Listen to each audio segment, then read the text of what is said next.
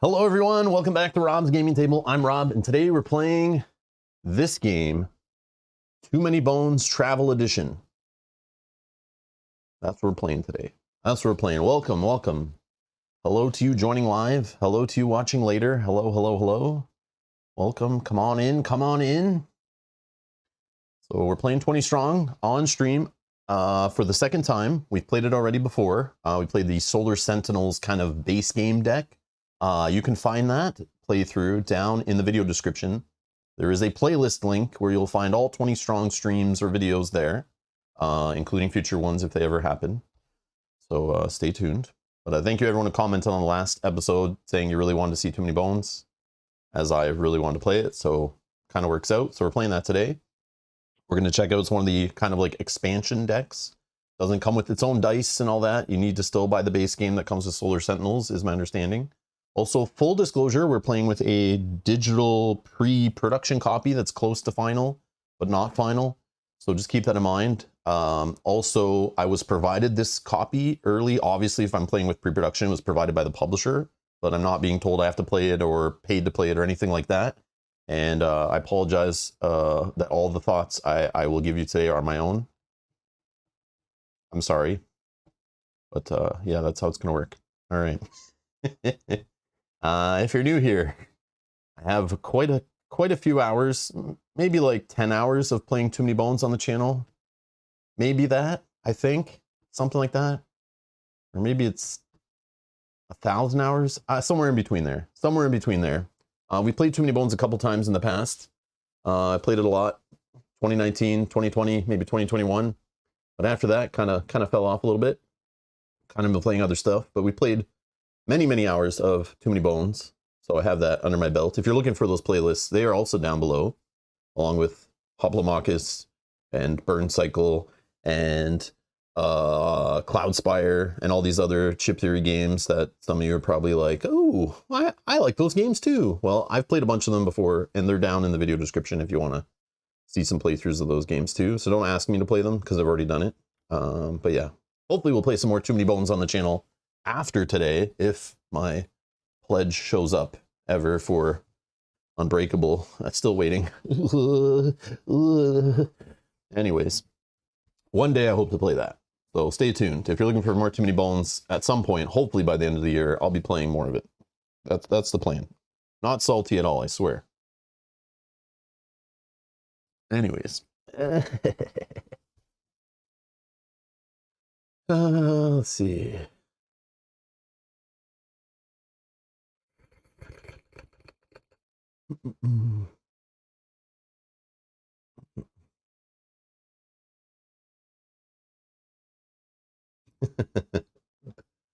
Awesome. Does the base game come with expansions? Might have asked last stream. Old, give me a break. Okay, let me give you some info right here. I've linked to this store page down below because I know the way I explain things aren't always straightforward. So I put a link, again, not sponsored, but if you want to pre-order this game or find out more information, this basically what you see on screen here just makes sense to me. There is the base game, which says base game in the title, 20 strong. You need that because it comes with the counter, little magnetized chip counter thing, you know, comes with the dice you need to play, and even comes with a deck. It's basically a full game. And it's that Solar Sentinels one I played on last stream. So if you want to see what comes in the base game for $29.95 US, go watch the last stream, link down below in the video description. You'll see what comes in that base game. And you can buy that, play that. It's a full game. You can find out if you like it or not based on that. You don't have to buy all this stuff together, you know. Or if you want, you know, Too Many Bones, unfortunately, you still have to buy Solar Sentinels. You can't buy a Too Many Bones base game that comes with dice or anything like that, because then they know you wouldn't buy Solar Sentinels, or Victor maybe, but everyone wants Too Many Bones, supposedly. Janet, thank you for the super chat. Let's roll some crits. Yes, thank you so much. Hot dice. I appreciate it. Oh, Kanji is on a sick day. Oh, I get it.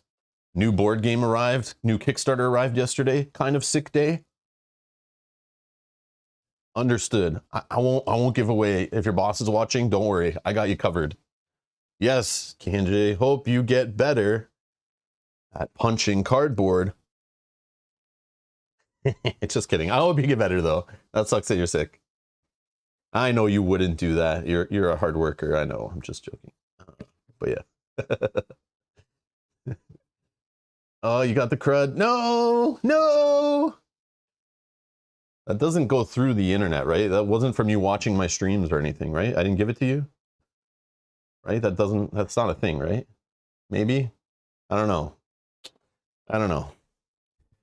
I'm not a doctor or anything. I don't know. Trevor says, I'm living vicariously through you since I'm sitting here waiting for my copy to show up. Hey, there is, okay. All right. Trevor, I don't know if you're new here, but you don't do that. What you need to do is turn around, look at the board game shelf behind you. See those games in shrink wrap still that you spent hundreds of dollars on crowdfunding? Open those and play them. Or those other games over there, yeah, they didn't come out this year, but those other games out there behind you that came out like 2 years ago, they're still good games. They're even great games. You can go play those, and then you don't have to worry about what's coming. You don't have to wait for it. Don't wait by the door for anything. No FOMO. No FOMO. Trust me, those games are still awesome. Crack them out. They're great. Yeah. Benyo, how's it going? I'm good. How about you? I'm a little tired, and it's raining here, so I have a little bit of a headache. I get those like pressure headaches, so I apologize. I'm gonna need your help playing along to make sure I don't miss anything. I popped some Tylenol, so it should be okay, but it still feels a little pressure up here. But I scheduled a stream, and I'm sticking to it. But yeah, there you go. There's the products. So you can buy two of these decks. So we're playing today with this middle one here, the Too Many Bones deck, but we are using the dice and the tracker and everything from the base game. Hopefully that makes sense. Okay, hopefully that makes sense.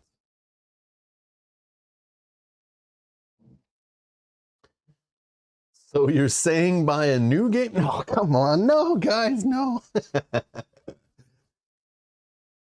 Oh, you did? Okay, got a chance to hit Too Many Bones the other day? Oh, man. All right. That's okay. That's fine. That's fine. You're okay. You can wait for your game. That's good.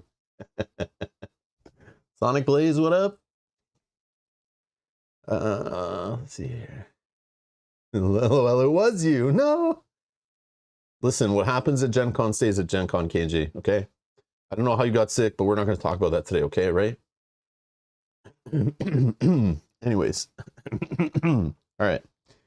Okay, so this is this game here, 20 Strong, Too Many Bones.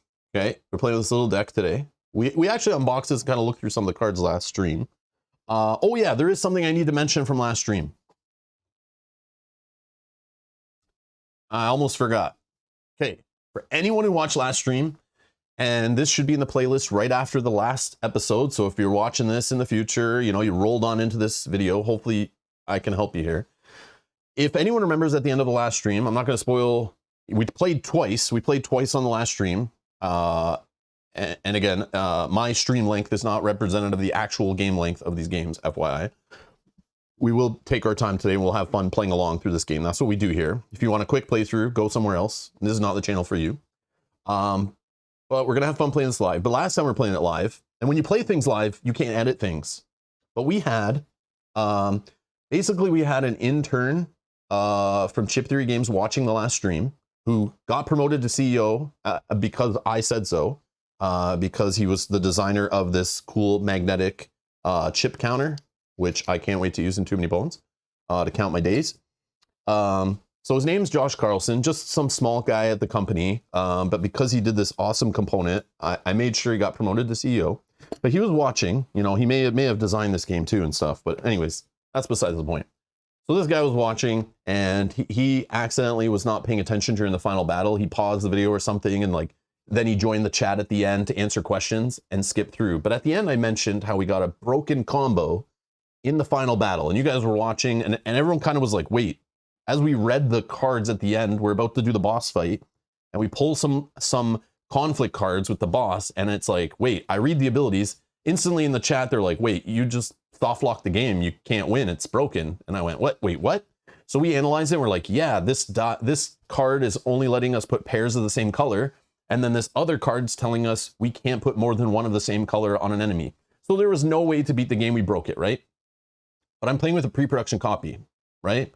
And I mentioned at the end of the stream, I said, yeah, great game, great job, except for that little hiccup we had in the final boss fight. So Josh realized that. He went back and watched the fight, saw it, then messaged me on the side, which I appreciate, reached out and said, hey, just so you know, that was not caught in playtesting because we made like a last minute change to the rules about how to build the final battle. and they didn't catch that. So supposedly he made a change to the rules in the rule book before it went to printing, just in time after watching the stream, to correct that. So it shouldn't happen, so that you're building your queue, like your final little fight out of what enemies are left. I just don't know how to manage it when you clear all 3 stacks in Sentinels, but anyways, supposedly a change was made to the rules. They caught it. Shannon messaged me and maybe gave me some bad words for, you know, finding a mistake in the game, as I do sometimes. You know, free play testing from me, free play testing. But yeah. Anyways, so I just want to let you guys know that that thing that happened at the end of last stream, they do know about it. They're fixing it. So hopefully in your copy that gets arrived later, that broken combo won't happen. That's the problem that sucks with like live streaming, is like, we didn't plan that. That was totally random and crazy. And we kind of house ruled it and made a change. We just drew a new enemy. But they did see it and they're going to fix it. So that's the good thing. Yeah. Which is still, that should be super rare to happen. Obviously you can't catch everything in playtesting no matter what. But supposedly that wouldn't have happened except for like a last minute change they made and stuff like that to the version 1.0 rules or something. But yeah, you'll figure it out. But anyways, yeah, I just want to let you guys know. It's like, I realize it's like so rare, but, and we could have got out of it with items, but we didn't have those items. But yeah, that shouldn't happen. So just FYI, they know about it. That's cool. Just in the Josh Gilly time. What? What are you guys saying? I'm missing something here.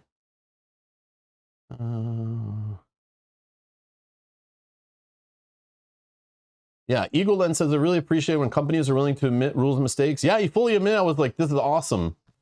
Like, you know, I was trying to like say, like, maybe this is not supposed to happen. Maybe I screwed up. Maybe I didn't value some of the items and stuff to prevent that from happening. So it's on me probably. It's just a small game, right? It's quick and easy to clean up. If you get locked in the game, it's like, oh, well, like, yeah, you get to the final boss fight and that happened. It sucked because we were playing on stream super careful, super slow. We almost died and we made it back from like near death, which was so epic. And then that happened at the end. That's just in my situation, right? That's not going to happen for you. You're playing this game on your kitchen table. It's like 15 minutes you can rip through a game and just, you're done. Like 20 minutes, half hour. You can plow through games that's so easy. So if something like that were to happen, it's like, you didn't really invest that much time. It's okay. It's super rare. It's fine. And if you know it's a thing, you can prepare for it, you know? But they're going to make it so that shouldn't happen. So there will be a tweak to the rules. So I technically, what I played last stream is not 100% correct because they're going to change the rules. So just FYI, but pre-production copy, you know, all that stuff. So just getting that out there. So that's cool. I do like that. I do like that. But yeah.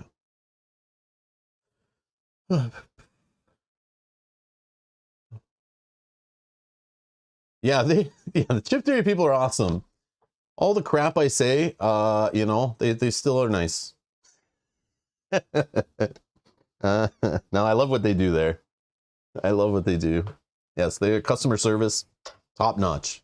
From experience, like I've literally had parts that need to be replaced, dice that were wearing off, and like old copies of Too Many Bones that had some issues and stuff. They like fixed it, no problem. I went officially through customer service for one thing. They fixed it, no problem. Also, you know, I've gone through people there that I know and they fix things like no problem. But yeah, very friendly. And I see it all on social media and everything. They like treat their customers so well. And they're willing to like take a hit if they need to like correct something that they catch before releasing a game.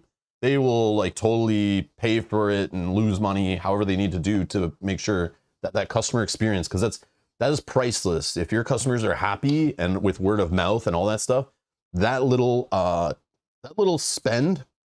And I know this from working, I've talked about this before, when I used to work in quick service industry for like McDonald's Canada or like Tim Hortons head office, I get to know these marketing people, I work with them, but they taught us very early that the whole customer retention, if like, for example, a customer comes in McDonald's and they basically have a bad experience, you know, you messed up, you gave them cold fries or you forgot their cheeseburger, whatever it is, right? They're pissed, they leave, that sucks. But if they come back and complain and you give them like a free meal coupon, or, you know, you give them the time of day, you're nice with them, you're friendly, you don't understand the amount of customer loyalty you will earn by that experience.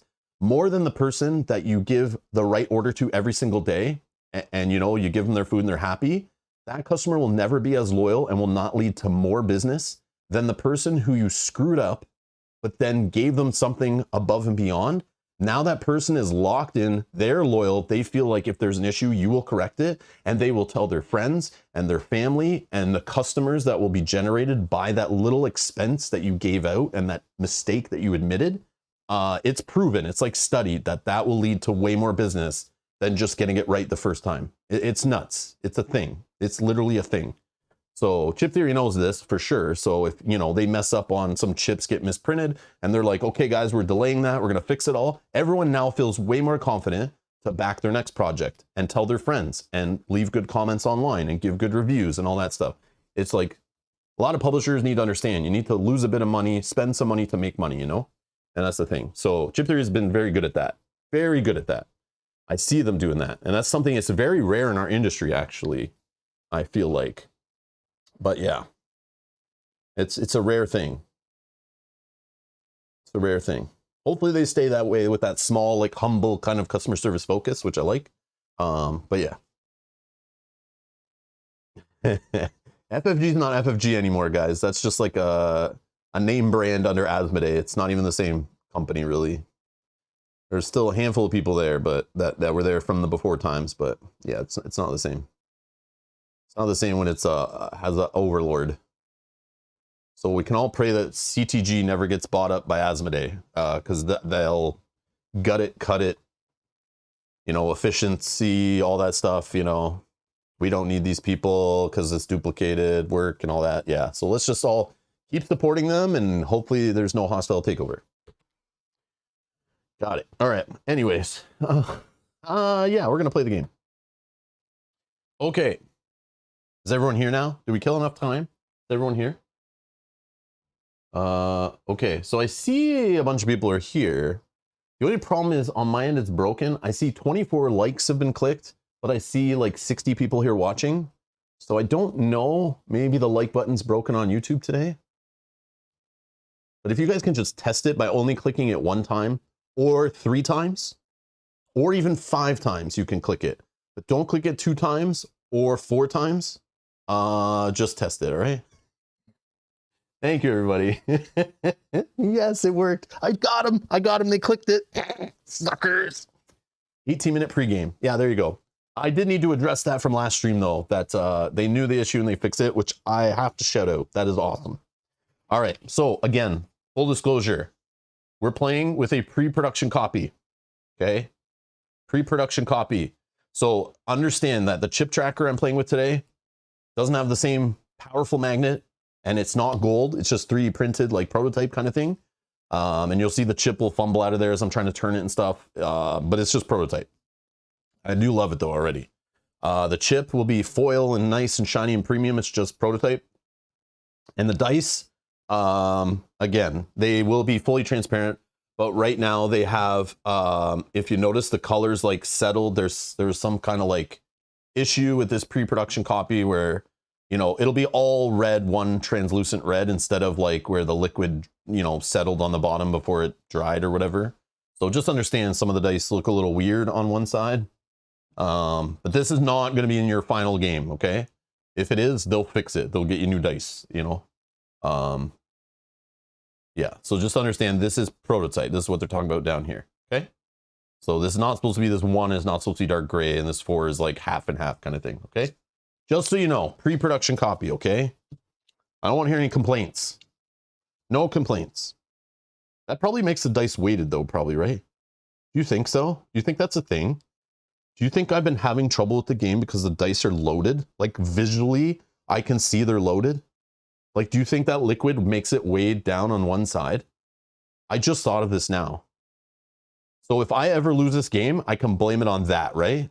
But if I win, it's not a thing, okay? Yeah, all right? Yes, that's how we'll do it. I'd like to complain. Get out of here. You clicked it 5 times twice? No, Eaglein, no. Click it 1 more time. 11 is fine, but not 10. Don't click the like button 10 times. You can click it 11 though. That's totally fine. But thank you everyone that clicked the like button. Much appreciated. Helps other people find the channel. Helps the chat grow, helps the community grow. I appreciate it. Minion says, if I already clicked it, how many times do I need to click it? 2 more times. 2 more times at least. Yogi hit it twice. Oh my God. I'm telling you, I love you guys, but some of you, I don't know if you're trolling or, you know, we just don't have the brightest community on the internet. But I guess, like, you know, like streamer, like chat, I don't know. This is just the thing. Oh, Steven, I'm so sorry. He says, for goodness sake, I had to stop watching your Victorian playthrough to come to this. I'm sorry to inconvenience you, Steven. I apologize. Thank you for your support, though. Oh. All right. Oh, yeah, Nick's asking, did they use new art for Too Many Bones and Hoplo? My understanding is some of this art I've seen before. Some, again, I don't own Unbreakable, so if some of this art's from that, I don't know. But let me tell you, it is weird AF to see these guys not in black and white, okay? Like, we have baddies that are colored, okay? So we got Direwolf, right? This is the same Direwolf from the chip, right? That's black and white, right? Am I crazy? Again, I haven't looked at Too Many Bones in a while, but it feels weird that the art is larger and colored, which is very cool. Like, it was very weird when I was first looking at it. Like, there's the Troll Brewmaster we all know, right? The mini phage, okay? Now, I don't know where this guy's from, but this may be my favorite. This may be my favorite character in the whole game. I showed Mel as soon as I opened it. I was like, Mel, I don't know what the hell this is, but it's hilarious. Like, is this guy in Splice and Dice? I don't know. But it's the Eliminator, okay? Like, what the hell is this? Angie, thank you so much for the 5 gifted memberships. You were obviously sick today because you clicked the wrong button again. If you could stop doing that, that would be great. Thank you. But if you'd like to join the channel, the join button's down below. You can become a member. But yes, welcome Lauren, HD, Jacopo, Michael, and Mario. Thank you, Kanji, for that.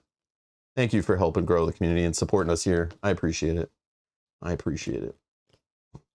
Oh, it's from Unbreakable. That's why I don't know it. Okay, I didn't know it was new for this game.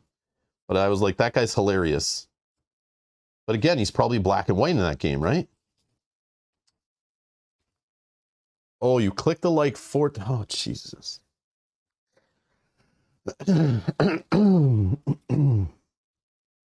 Kenji, you're going to have to go nap, man. You got to sleep this off. The sickness, not good for you.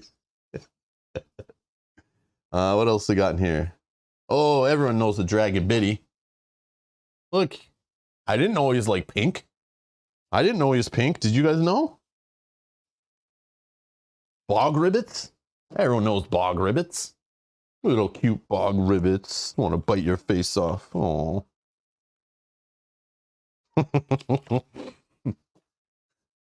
The G800 been sent back in time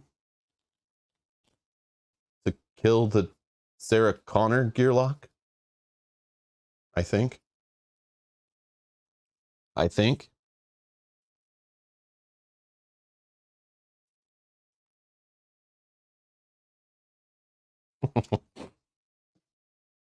Oh, it's a little owlbear cub. Oh, you're schmoopy. All right, anyways. Okay, so let me explain to you what's going on here, right? Let's not jump to conclusions. I know not everyone watching this has played Too Many Bones before, okay? And I'm joking, this is not called Too Many Bones Travel Edition. This is definitely 20 strong with the Too Many Bones deck. And we're gonna do a full playthrough today. I'll explain to you how it works. I'll kind of touch on what 20 strong is, but you'll get the idea from playing through it. Again, you can watch the last stream where I played with 20 strong, where we explain more of the full rules. But of course, this game has its own rules that add on to the general rules and mess with the whole thing, right? They have their own little turn structure, and this is different from Solar Sentinels that we played last time. This game even messes with the formula even more to make it feel very Too Many Bones-ish, if that makes sense. Very weird that they made the Too Many Bones version feel like a little mini Too Many Bones. Very weird. Shannon, hello. You're on your proper account. Uh-oh, you were watching before, not on the other account. Oh no, you've been spying. Oh no, I take back all the bad things I said about you, Shannon. I'm sorry. I'm sorry. I take them back. I swear. I didn't mean them. Hello, welcome. Let's see. Yeah, that owlbear cub will surely bite your face. Oh, will still bite your face off. Yes, yes. Too many bones, the dice game. All right, Edward. I don't know if you know already, but Too Many Bones already is a dice game. This is just Too Many Bones Travel Edition, okay? That's what I'm calling. That's my funny name for it, okay? That's what we're going to call it. You be the judge of it, though. After the playthrough, you'll see. But we are literally going to pick a Tyrant. We're going to pick a Gearlock. We got backup plans. We got baddies. We got 1-point baddies, 5-point baddies. We got Trove Loot. We got Dirtbag Molnor encounters. Okay, we got the Molnor. Oh, yeah. We got the foil cards, which I can show you. Kind of showed last stream. Foil in the PVC plastic cards that you need to sleeve because they are already plastic. Love it. Okay, you guys know this. But we're still playing with the dice from the base game. Oh yeah, we have Tyrant encounters. We have Tyrant encounters we'll be dealing with. What else do we got? We have days. We're going to track the days as we go through. What else is similar? I don't know. I think that's it. But yeah. So again, Too Many Bones Travel Edition. That's what we're calling it, all right?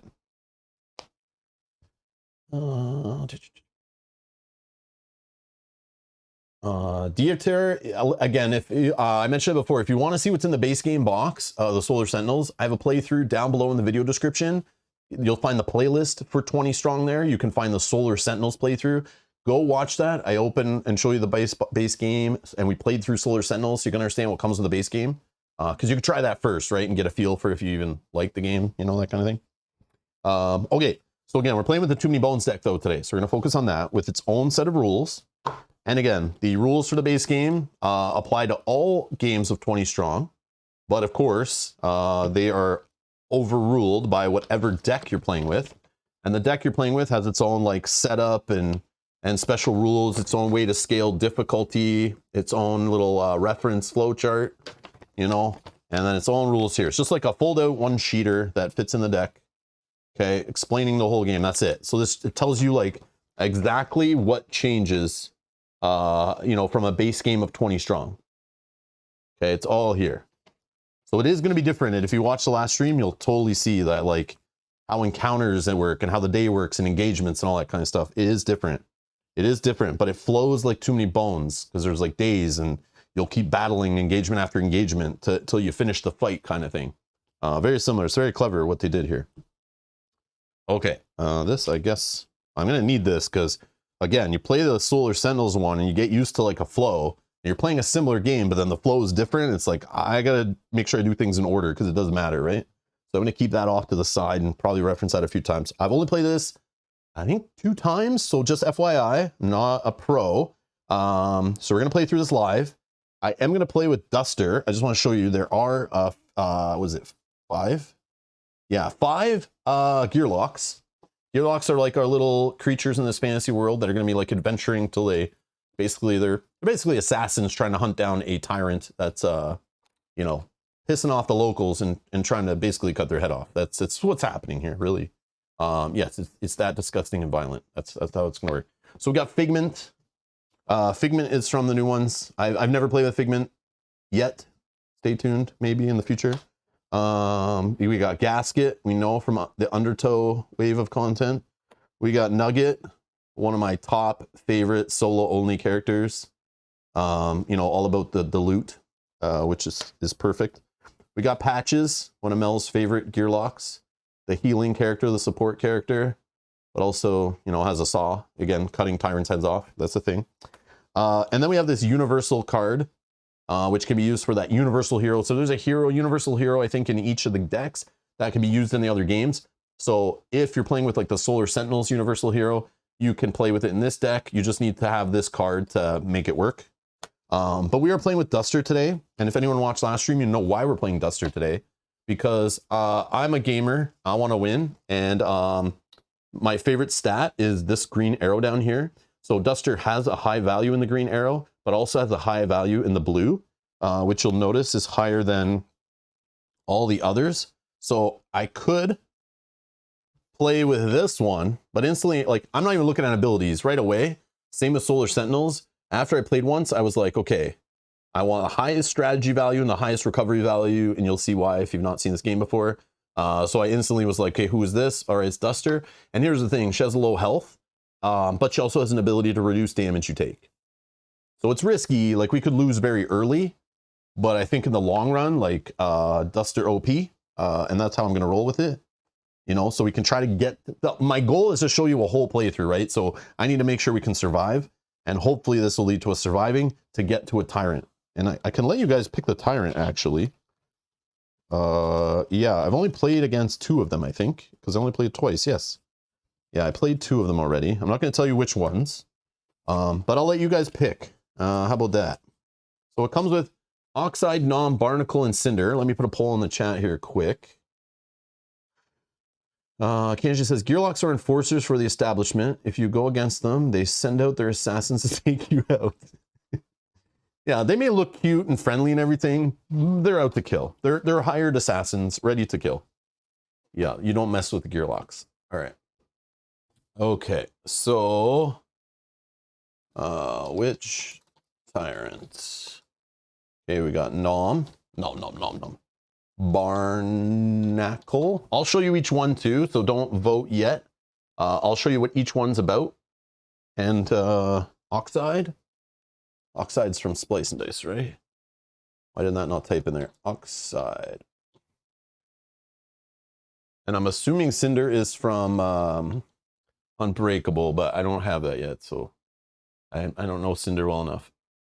If he's thematically you know, connected, I'm sure, but I think I spelled all those right, but probably not.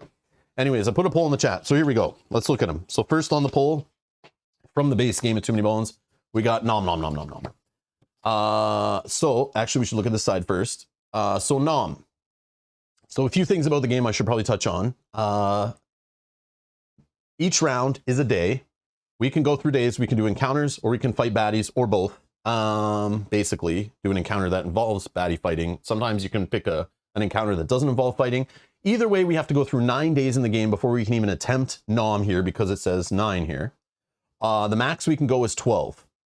So once you hit day 12, you have to fight the Tyrant no matter what, but each one has a different number minimum before you can fight them in a final battle. So we're basically picking the boss. The boss will have an ability. And basically, the game centers all around these Tyrant encounters. So we have 8 of them in the game. On standard difficulty, we'll play with 4 shuffled into the encounter deck. The more of these we deal with, and they're annoying, but the more of them we deal with and clear, the easier the final boss fight is. Okay? You can raise the difficulty by adding more in and making it harder, which probably will lead to a harder boss fight. So if we, for example, with Nom here, we don't get rid of all 4 Tyrant encounters we have randomly shuffled in the deck, and then we reach day 12, we run out of time, or it's just like day 10 and we're like, okay, we can't handle any more fights, we're ready for a boss fight, let's go. Based on the Tyrant encounters, this jerkface is going to get more health, okay? And you have to fight a 5-point baddie with this guy, okay? He's 9 health, but of course he'll get +2 health for each remaining Tyrant encounter. So let's just assume we might have 2-ish left. So this guy, don't let the 9 health and the 2 little attack fool you. He's going to come with a friend, and he's going to come with more health, probably. Unless we get lucky or we're just so good and we clear all the Tyrant encounters. So that's his deal. And even here, look, hits applied to him are not exhausted. So we can build up hits on this guy as we go through the fight, like we saw with some of the Solar Sentinels bosses. At the start of each engagement, roll a die from your dice pool, then exhaust it. So he's slowly whittling you down. If a miss is rolled, the max number of dice you can commit to your engagement is equal to your strategy, which is why we need a high strategy if we go against Nom. That's the blue die here, because it will allow us to roll more dice against him. But every round we keep going against this guy, trying to get through the health, we're going to run out of dice eventually. He's going to wear us out, right? So maybe we need some items that give us tricks to get dice back and all that kind of stuff. So this is Nom, okay? Whoops. This is Nom. Shannon says, if it makes you feel better, I'm also waiting for my Unbreakable pledge, Rob. Yeah, tell me about it. Yeah, like you don't get to play the copy at work, though. Come on, get out of here. Get out of here. I don't feel bad for you, Shannon. Yeah. I know a bunch of people are still waiting. I know there's production problems with the dice trays and the books and stuff. But yeah, I think with the dice tray is what's holding mine back. And I'm gonna blame you guys. See, I wanted to try that dice tower out, or sorry, the dice tower. I should say the dice tower, this thing. The black version of this. So I ordered the black version on my Too Many Bones order, thinking like, hey, I don't have a dice tower like this. And people are like, oh, you should get it. It's pretty cool. And I'm like, I want to try it out. And then you jerks sent me this one for Hoplomachus. Thank you for that, by the way. So now I have one. So technically I don't even need that dice tower, but of course it looks sick. I like the black better, but yeah, board gamer problems here, board gamer problems. So Oxide, 11 days. So we have to get to 11 days and the most we could delay it is till 12. And this guy counts the Tyrant counters in the stacks and he'll exhaust dice from your dice pool equal to the number. So the more Tyrant counters we have when we get to Oxide, he'll reduce our dice and we need dice for that final fight. This guy hits even harder for 3. Okay. He has 8 health. And then to look based on the Tyrant counters left, he'll have skills, minimum of 1, max 5. And you flip him over and you'll have to pick some skills he gets. So there's some disgusting ones in here. So if we face this guy, we'll have a choice to make when we get to the final boss fight based on how many Tyrant counters we left in the deck. This guy's going to get worse. Okay. So yeah. And we have to survive till day 11 before we can even attempt him. So I feel like he's like really challenging. We also have Barnacle, wrong side. Barnacle, 8 days only. Barnacle's really neat. He might be my favorite of these ones for this little mechanic. So the Tyrant encounters that we're facing here, these are the Tyrant encounters. They're random. Each one has a different, thing, and we want to get rid of these to make the boss fight easier. But Barnacle, instead of having ability on him that's like, he gets stronger, whatever, actually he'll have tentacles, which, I mean, from Undertow, it makes total sense, right? He'll have random tentacles that we don't know, that we'll just flip these over, and they all have their own abilities, their own strength and everything that we'll have to fight in the fight with Barnacle, which is clever, very clever. So every time you fight Barnacle, like, how many tentacles do you have and which ones is he gonna have? Who knows? Who knows? I like that mechanic a lot. Himself, he still hits for 2, and you got to fight all his tentacles. Okay. And then hits cannot be applied to Barnacle until you defeat all his tentacles, so you have to get through them. And at the start of each engagement, if Barnacle is the only active baddie, choose one of the following options 3 times. So he's going to whittle you down by discarding items or reducing your stats.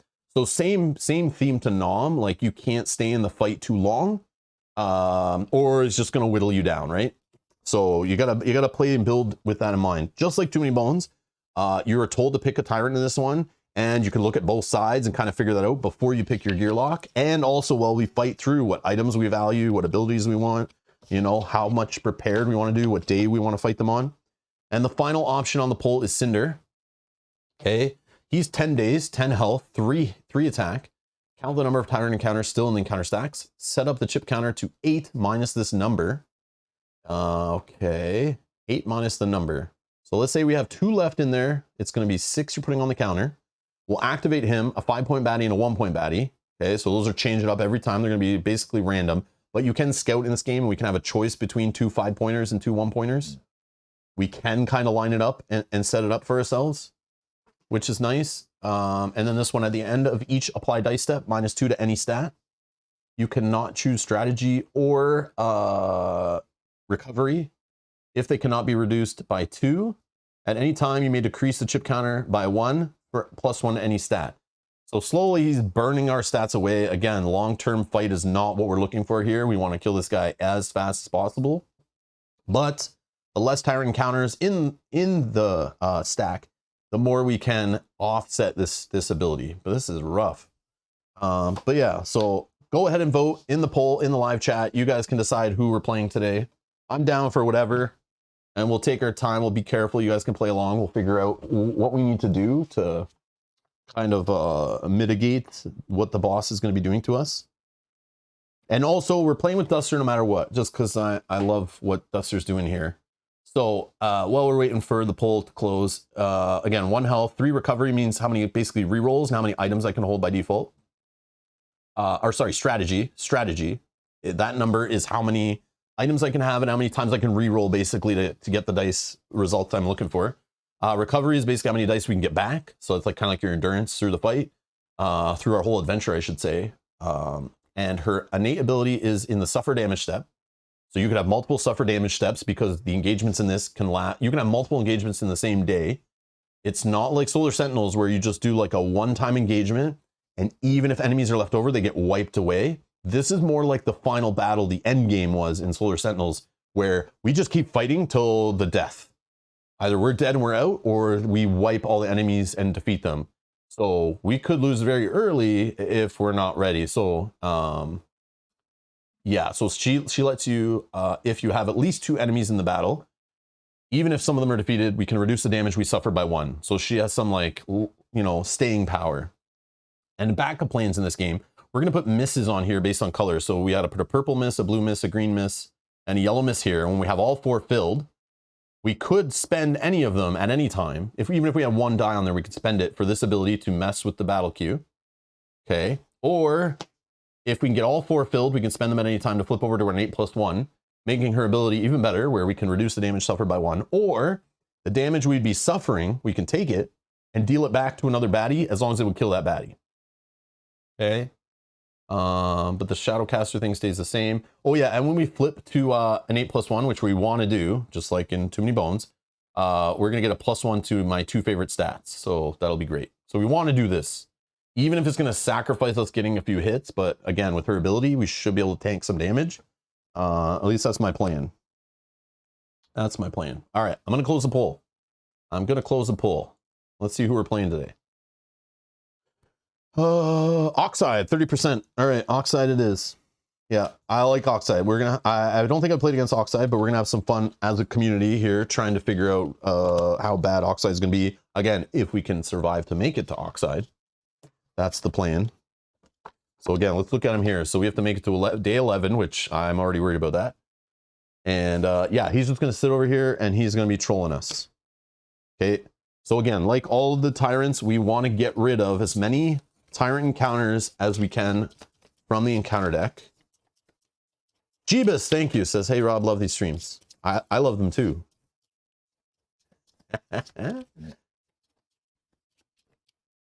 Yeah, these cards are like final production cards. They are the PVC plastic cards. They remind me of the ones that are in like, you know, Burn Cycle, Cloud Spire, all that stuff, like the thinner ones.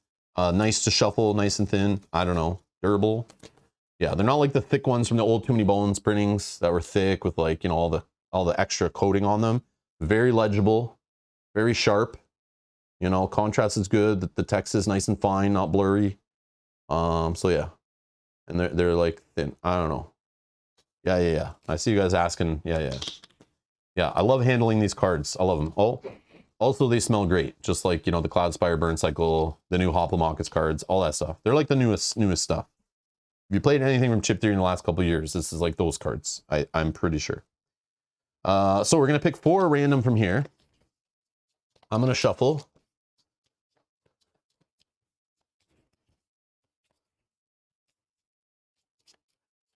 Trevor says I've endearingly dubbed this deck the 20 Bones deck. All right. So 1, 2, 3, 4, without looking at them, kind of. Well, we'll throw the rest off to the side. Okay. So encounters, we have 4 Trove Loot encounters and 4 Molnor encounters. These are going to be shuffled, but there's no like real way to do it random other than like under the table. So I'm going to just put these in here, and you always play with the same 4 Molnor, the same 4 Trove Loot. They'll just be shuffled with those Tyrant encounters, and based on the difficulty, you'll be playing with the different amounts. So I'll just shuffle here and talk for a bit, and then I'll put it under the table. And I guess I should explain before I finish shuffling. So encounters. Each day we got a choice to do something from the encounter deck, which is this deck I'm shuffling, or we can do a battle queue baddie fight straight up, okay? At the end of a fight, we can scout or rest. Resting gives us a health point. Scouting allows us to scout cards off the top of the main decks into a scout pile, and allowing us to have options of what we want to activate each engagement, or anytime we have to activate a face-up card. So we could eventually have 2 5-point stacks going, 2 1-point stacks going, and 2 encounter card stacks going. But our whole goal is to rip through this encounter deck as fast as we can in 11 days, based on Oxide, and get rid of as many Tyrant encounters as we can. Spencer, a member for 27 freaking months. Thank you. Thank you, thank you, thank you. Says, I can't wait to get my hands on this. Thank you for showing it off. You're welcome. Thank you for watching. Thank you for watching. Why is there fighting about the pizza in here? All right. I love it. Okay. So Molnor encounters. So again, that choice, this reinstates that choice we have. So when we choose an encounter, we can take a Molnor encounter, for example, and just do a baddie fight that's a little worse. Okay, we do a normal combat, or we can do the peaceful option, just like in Too Many Bones. But in this, there's a kind of a punishment. And if we scout a Molnor encounter, we also have a cost we have to pay, or else we can't scout it. So this kind of shows you like the options you can use to get through an encounter card. And again, Tyrant encounters may mess with us, kind of messing with the fight. And then how the Trove loot works, it shows you a preview of the item ability here, but you need to put hits on here. So for example, recyclables, we need to put 3 green hits, and yes, crits count, they're just 2 damage hits.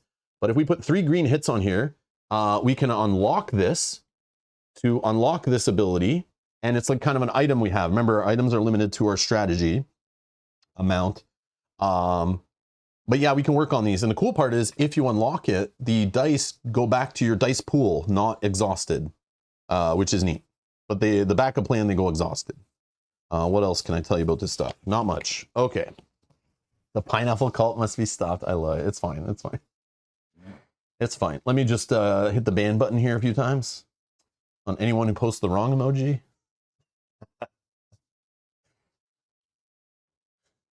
Hey, Brian. Troublemaker.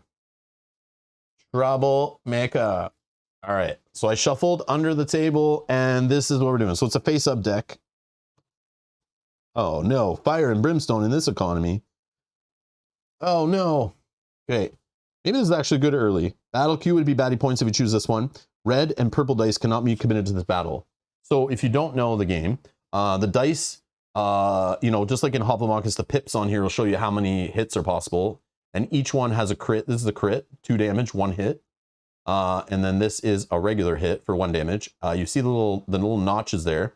Tell you that there's 2 possible hits. So yellow is your weakest die. We have 3 hit sides on the green, 4 on the blue, 5 on the purple, and the red never misses. Never misses. Okay. All right. So that's our, oh yeah, let's shuffle these decks. We got to shuffle these decks. These ones I can shuffle. They have, you know, backs that don't give away what's in there, which is nice. But shuffling this deck is awkward, but just do it under the table. I think it's fine. Okay. Okay. So we have a Tipsy Troll. This is our first baddie on the 1-point stack. We keep it face up. So just like in the Solar Sentinels, we have like instant items, instant abilities. So when this guy's defeated, we get to scout, which I'll show you scouting as we play. It all makes sense as I play through it here. And this guy, oh, we should look at his ability. I guess I can put it down here and probably do this. So it says in each roll dice step, if at least 1 miss is rolled, either change an unapplied hit to a miss or return a die that is applied to an undefeated baddie to the dice pool. That's annoying. And then on our tier 5 baddies, or 5-point baddies,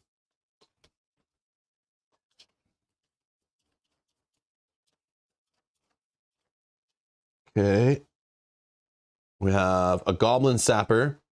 This guy has a special ability at the start of battle. If there is a 5-point, oh, what are these guys called again? These aren't trolls, right? What are these guys? I forget what they're called. They're the mischief guys. I forget. Goblins? Oh, goblins, right? Duh. If there's a 5-point goblin baddie on the stacks, activate it. Otherwise, activate a 1-point baddie from the stacks. And it says, if there are any misses in the active area, banish one of them. But he does give us 2 health if we defeat him.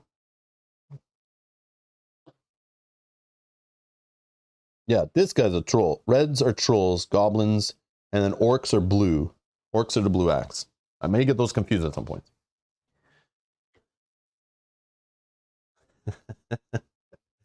All right. So yeah, that's our 3 stacks, face-up stacks. We have encounter stack, 1-point baddie stack, and a 5-point baddie stack. Okay. We have our gear lock over here with her starting stats of 1 health, 3 recovery, or 3 strategy, 2 recovery. We got our backup plan empty here. We're on the day counter 0. Okay, when we start, remember, by day 11, we have to fight this guy. Or, I mean, by day 12, we have to fight him. But we have to wait till day 11 before we can even attempt him. We got our dice set up. We got our dice tower ready to roll our dice in. We're going to have our active area down here. Our exhausted dice over here. Our banished dice will kind of throw up here somewhere. We got Oxide just watching us, waiting. Hopefully we can make it to that fight. That is our plan. So let's get started. Day 1. So you move the counter up. And then we have a choice. Do we choose an encounter, which in this case would be Fire and Brimstone? We have to do a battle queue baddie points, which is only 1. And we can't use red or purple dice, but this guy's only 3 health. I say we just do it, right? To get rid of, we need to get rid of these. So I'm down to do it. I don't know if it's great, because here's the problem with this combo that's happening. If you see, this says your best dice, Rob, that always roll hits pretty much. You can't even use them. And this idiot here says, if you roll any misses, you got to change hits to misses. So this, then I'll have to roll like less good dice to try to kill this guy. And yeah, that might be tough. This is actually a pretty bad combo. It's actually a pretty bad combo. We might be losing a lot of dice. We only have 3 attempts.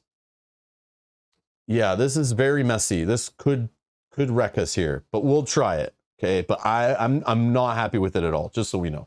Just to be clear, I think this is dumb, but we're gonna do it. So we'll take this as our encounter for today. We have a baddie pool of 1. So again, I don't have a stack yet that I've scouted of 1-point baddies here. So I don't have 2 options to pick from, so it has to be this guy. Again, we could not choose this. We could not choose this, for example, and we could just take a 1-point baddie and we fight him on his own. We can use red dice, purple dice. We could just kill him and get him out of the way, but it doesn't help us get rid of this yet. But on day 2, maybe we take this and we could fight 2 1-point baddies and we'd be better.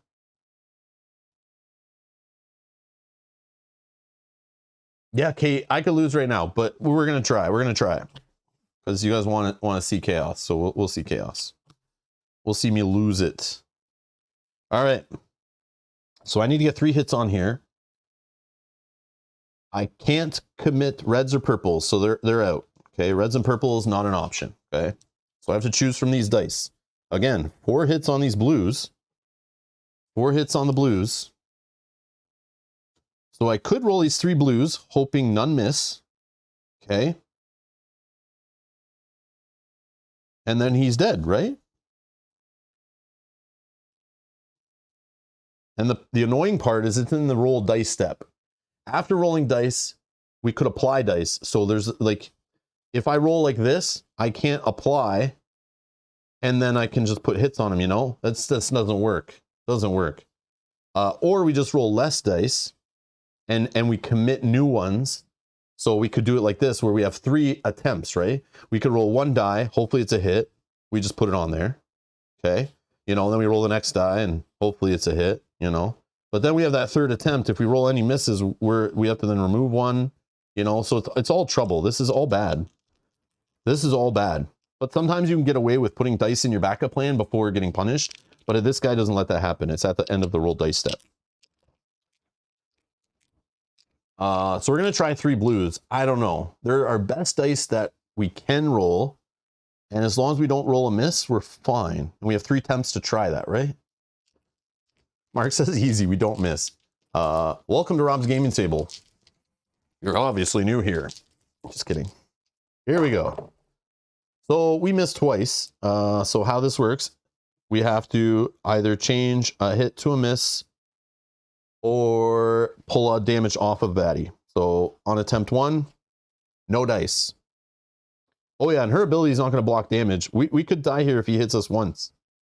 Just so you guys know, we're going to lose right here. Just FYI, I'm calling it now. This was dumb. I told you, this was dumb. I feel it already. We lost. Yep. So that's attempt number 2. We missed again. So this will change to a miss. Yep. Yep. It'll be a quick restart. Don't worry. We will restart. We will restart. But I just want to show you guys, like, I think I called it. I said it was a bad idea on record, just so we know. But I mean, if it pays off, oh man. Yeah, see? Yeah, we miss. So we got to change this. So we lose. We take 1 damage. So this is how it would work. So we don't apply anything. I can put one in my backup plan, you know, whatever. But now we're still in the same day. So we didn't defeat this guy. So if you see here, we have to suffer damage, which we would do. She only blocks 1 damage if we have 2 or more baddies here, which we don't. So we take 1 damage and we're dead. But if we survived, you basically clean up and you do it again until all the baddies are dead. So yeah, well, quick restart, quick restart. Watch how fast we restart. But yeah, I told you it was a bad idea. Like, you can't miss with this guy, but you take away your dice that, yeah, I'll just shuffle up. We'll use the same cards. It's fine.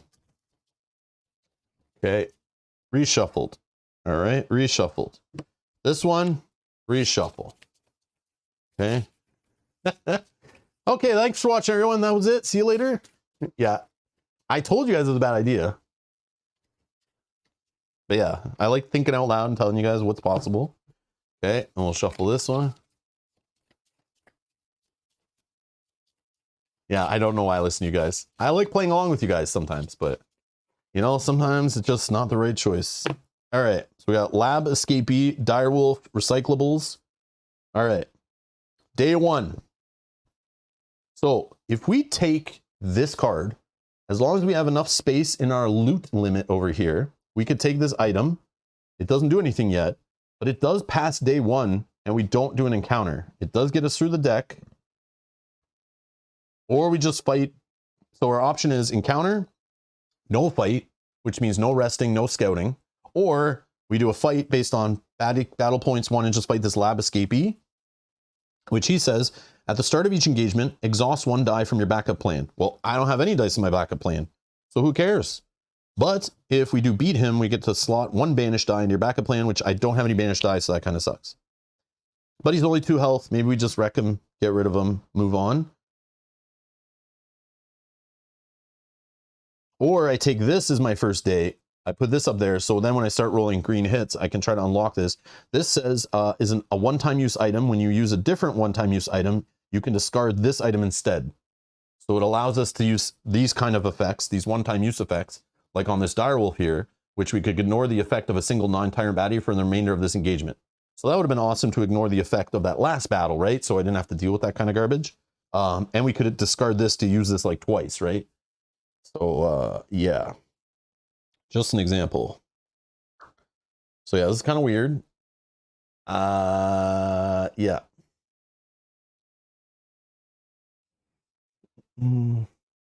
Yeah, I know you guys chose Oxide because you think it'll lead to a longer playthrough, but I worry that trying to make it 11 days before fighting Oxide, we might not make it the 11 days. But we'll try. I want to get to a Tyrant fight, at least get to it. Whether we win it, I'm okay, but I want to get to it. That's my goal. We're just playing on regular difficulty too, so as long as I don't listen to chat too much, we should be fine. Okay, so what I'm going to do here is I'm going to just take this for day 1. I don't know if that's smart. I'm just going to do it. I don't know. I'm going to put it in my item slot, okay? That's it. Day 2. We're on day 2. Now we have a Tyrant encounter here that says battle queue baddie points +2. That's not good. On day 2, it would be 4 1-point baddies. I don't want to do that right now. I could do that on day 3 though, but not today. Not today. So I think we're just going to do a regular battle. We're going to do two 1-point baddies. So we'll just do a regular fight. Okay. We got modified farm equipment, one of our little mechs. In each roll dice step, for each miss rolled, change an unapplied hit to a miss. All right. Yeah, what is with that ability? I don't like this whole thing. For each miss, change an unapplied hit to a miss. And this will allow us to place a banished die back in our pool. This will allow us to put a banished die back in our backup plan. These abilities suck right now. That sucks. These are horrible cards to have early. I have no banished dice. I'm not getting anything from fighting these guys. This is a big waste of my time. But I appreciate it. Okay. We have no dice in our backup plan. We need to do 5 damage total. We only get 2 dice in recovery. Oh, man. I'm going to roll this. I'm going to roll this. Actually, do I overcommit? No, I don't because of this ability. I got to kill this guy first, right? Then I don't have to worry about this little roll dice step. So let's see what happens in the first one. We're going to roll once. We get 3 attempts here, right? All right. So we did get 1 miss, which says in each roll dice step for each miss rolled, change an unapplied hit to a miss. So, yeah, I'll just change. I can't do the red die, obviously. So we got a miss there. Okay. I do not have enough to kill this guy. Whoops. I do not have enough to kill this guy, which is annoying.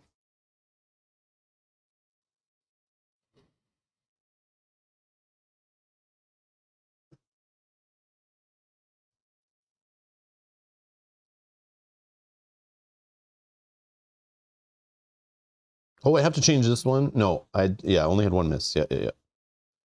That's a lot of misses on purple. Like, come on, man. This guy, I'm telling you, these effects are horrible. All right. Our last attempt. I can block the 1 damage because I have 2 baddies here. I'm not worried about taking any damage. This is fine. But Serenity now.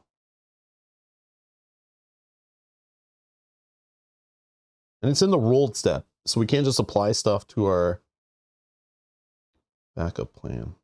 I don't know what to do here, guys. This is very annoying. I'm not a fan of this modified farm equipment. Okay, finally, we get hits on all the dice. Okay, so this is our last attempt here. So I do need to get rid of this guy. So his ability is shut off. Okay, I guess. No, I'm gonna do like what I love doing in Too Many Bones. It's in this game. We're gonna play with our food a little bit because I want 2 recovery steps, and it'll show you guys kind of the flow of the game better. So I defeated this guy. I'm not going to apply these. I'm not. I don't think I should. And if I did apply 1 and it doesn't defeat him, it gets cleaned off in the cleanup step anyway. So I'm just not applying anything. So what we're gonna do is suffer damage, but remember Duster's ability. If there are 2+ active enemies, even defeated, reduce the damage suffered by 1. So that 1 damage from this undefeated baddie here, I don't take it. So we're still good. Okay. Then we go to After Effects, which there's just at the start of each engagement, exhaust 1 die from your backup plan. This guy's doesn't have 1. Exhaust our dice. Okay. We exhaust our dice. We recover dice. I'm going to recover 2. Okay, I mean, maybe this is dumb. And then I'm going to gain item rewards. I don't have any lockpicking stuff going on. And then discard defeated baddies. Okay, so we'll just discard that. All right.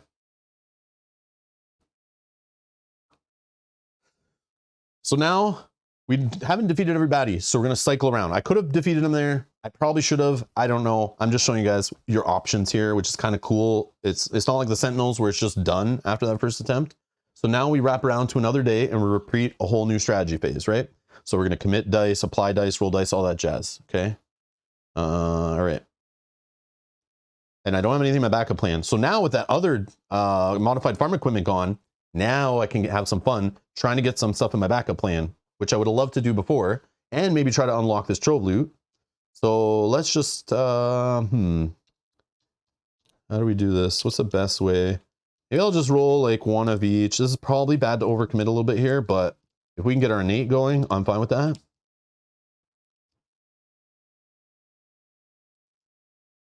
Yeah, I'll just roll these 4 dice. We'll see what happens. Okay, we only need 2 hits on this guy, but maybe some of them will be misses. We can throw them in here. Oh yeah, there's misses, all right. So yellow and green are already there, so we now can manipulate our backup plan. You know what? I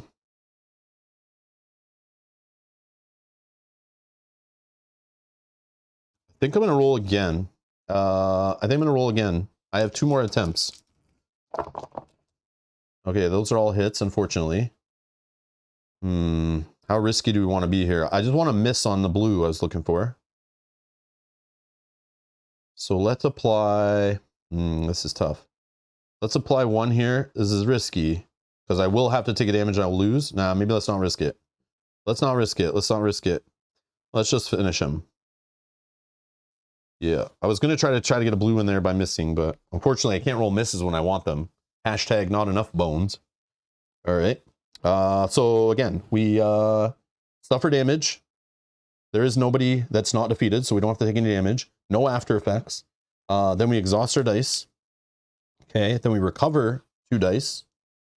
Let's recover 2 purples. Okay. Gain item rewards. Again, this was an instant. We have nothing to slot in our backup plan, unfortunately. Get rid of the baddies. And now all the enemies are defeated. That's a day. Now, because we had a battle, we go to rest or scouting. So I'm going to rest, I think. I don't need to scout anything off here because I do like this clay golem. I want that effect. I'm okay with this too. We're not going to fight this guy yet. We'll be fighting this guy. We have a couple in our backup plan we can use to manipulate the battle queue if we want. If we want. But I think we're okay. So I'm going to just heal 1 in recovery. Okay, we're moving on to day 3. All right, day 3, we're going to take this because we know it's day 3. And remember, this is going to add 2 to the battle queue. So it's going to be 1 5-point baddie. I'm okay with that, I think. Oh, dangerous darts is next. Man, it's going to be rough. Okay, so we're just fighting the dire wolf. Maybe this is bad. Oh, hold on. I should have read his ability. All right. I didn't read his ability.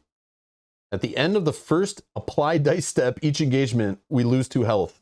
We can't do that. So we're going to go back to the drawing board.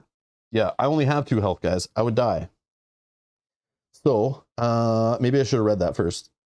Okay, so what should we do with day 3 here? I could drop the battle queue 2 points, undo this, then we're fighting only 3 1-pointers.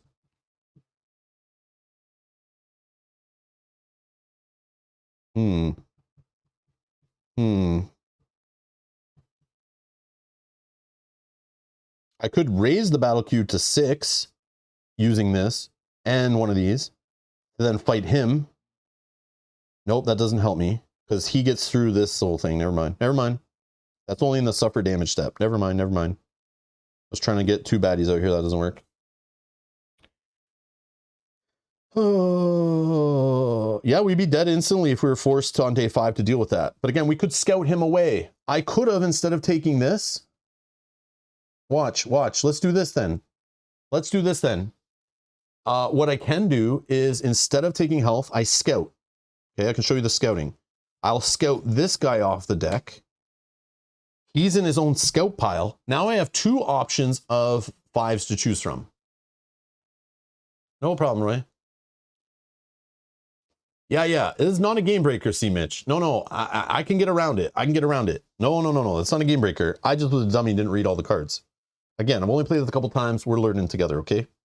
So if I scout this guy, instead of taking the health and recovery, I now throw this off, and I have this guy to choose from. So let's read what this guy does. Orc Rager. This baddie gains +1 attack for each other face-up orc. If there are no other face-up orcs, he instead gains 1 health. So he's a 4 health, 2 damage. I don't see any other face-up orcs. I don't think this guy counts. He's not an orc anyway. And then his ability, if we can get this, is actually a backup plan extension, which we can spend 4 dice to recover up to 8 dice, not including those exhausted from your backup plan. Ooh, I like this. Yeah, I like that. So scouting instead of healing, if I read this card first, I probably would have just done, but I just quickly was like, I'm at 1 health. I need to heal. But no, I don't think that was the right play there. So now we're on day 3. Let's choose this and this. So he's got +1 health. Oh yeah, that's the other thing. When we pull this guy off, instantly it makes the next card active. So if this was an orc here, he would get extra damage. Again, if we don't kill him in the first round, we die. So this is risky. We're only at 1 health. We can only prevent 1, but we can't prevent 1 because it's only 1 baddie. So we would take the full 2 damage and be dead. So again, starting with Duster, super fragile early game. Maybe it was a mistake, but It wasn't in my 2 previous playthroughs. It definitely was not a mistake, so we'll see. But yeah, all right. So let's go with... We just need 4 damage. I need to get this recovery up. I'm going to roll a green. No. Let's just try to get rid of this guy. These are exhausted. I would love, yeah, let's roll these. I would love some of these misses to go in my backup plan. Yeah, if we can get that happening. Come on, yes! Yes, yes, yes, yes, yes, yes, yes. All right, so a blue and purple miss. Watch this. Lock it in, lock it in. Instantly, I'm gonna wipe this away at any point in the game. These actually go exhausted, unfortunately, so... Again, I don't know if this is the right time for this, but I mean, when is not a good time to flip to your innate +1?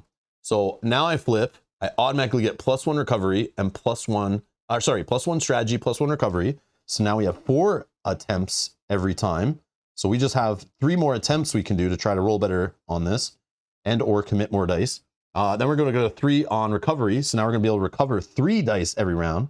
And already I'm feeling better about my life choices. And now her ability is in the suffer damage step. If there are 2+ active enemies, even defeated, either reduce the damage suffered by 1, or after suffering damage, deal the same amount of damage to a baddie if this would be defeated by this damage. So I can eat some damage, but I can deal it right back. I guess I send, what is it, Nightshade? Is Nightshade Duster's Wolf? Yeah. All right, so we're still going. We're in the middle. Okay, so I could apply these, but again, I need 4 damage. So I still would like some more. I still would like some more backup plan stuff. So let's just roll like this.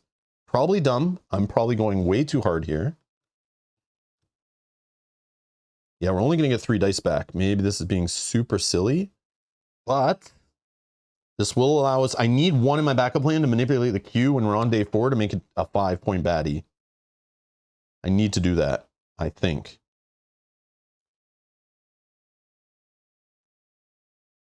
Yeah, I think so. All right, lock it in. All right, well, we have enough hits here. Should I just wrap it up? I was hoping for a crit in here, maybe another miss I could slot in.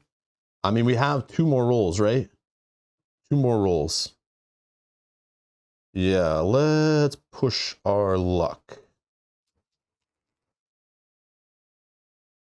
I can raise my health. What? What are you talking about, Jeremy? What are you talking about, man? All right. Okay, interesting. I'm going to slot this green in. I'll put this blue here. I probably should have rolled. Yeah, I might have messed up here. Yeah, let's just roll. Yep, overcommittal. Oh no, we didn't get it. I think we're dead, right? Yeah, how did I lose again? I'm just being dumb. Yeah, guys, I'm not with it. I don't know what's happening.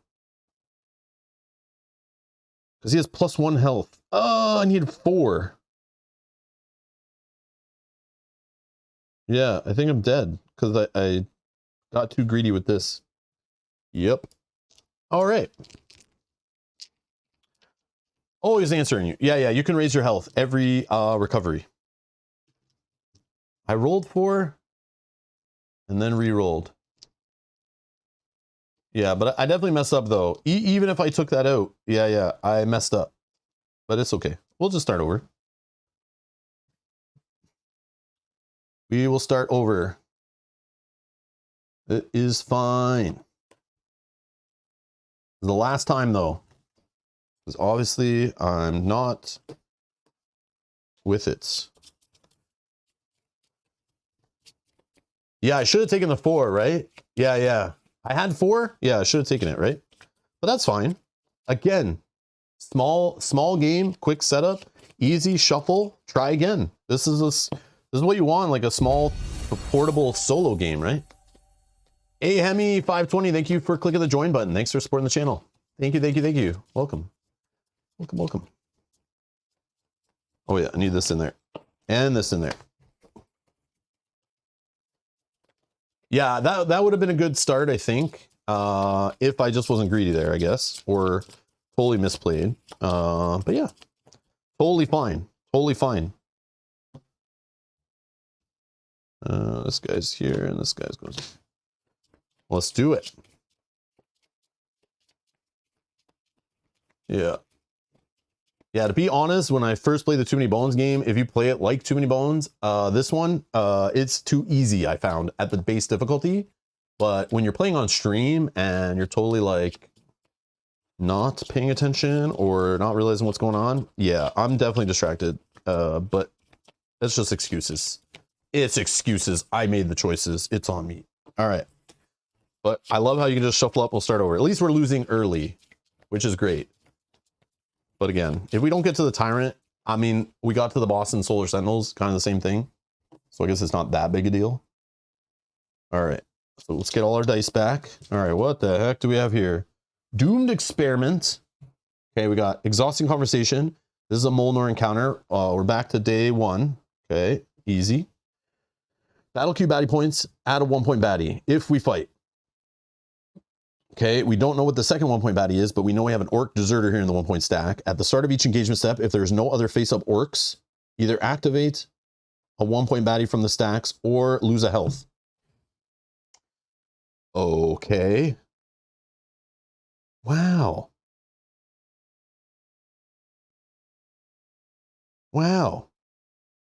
There's no other face-up orcs. We'll have so if I choose this, it's 1-point battle queue. I add a 1-point baddie, so I have 2. And if this guy doesn't see his friends, I have a 3rd on day 1. WTF. Or I just have a regular fight and just fight this guy by himself. Or I can go peaceful, exhaust all dice in my backup plan, minimum of 1. I can't even choose this because I have no dice in my backup plan to pay that cost. Then recover up to 2 dice. Not happening. But I would like that later, but it's here early. So, and if I scout this, I banish a die or lose a health. Am I ready to fight 3 baddies on all at once? Sure, why not? Because I'm about taking heavy risks early and just tanking my playthrough. Let's get nuts. All right, so we got battle cube. We're gonna do an encounter. We're gonna take this battle cube baddie points, add 1 baddie, a 1-point baddie. So we got 1 for a day. We got adding 1. Oh, we have another orc. They found each other. So this guy says at the end of the first engagement of the battle, -1 recovery. We need to defeat this guy in the first engagement. He's 3 damage. Okay, we're not playing games here. We got to overcommit. This guy says at the start of each engagement, there's no other face-up work, but there is, so we're good. So we don't care. All right, dice time.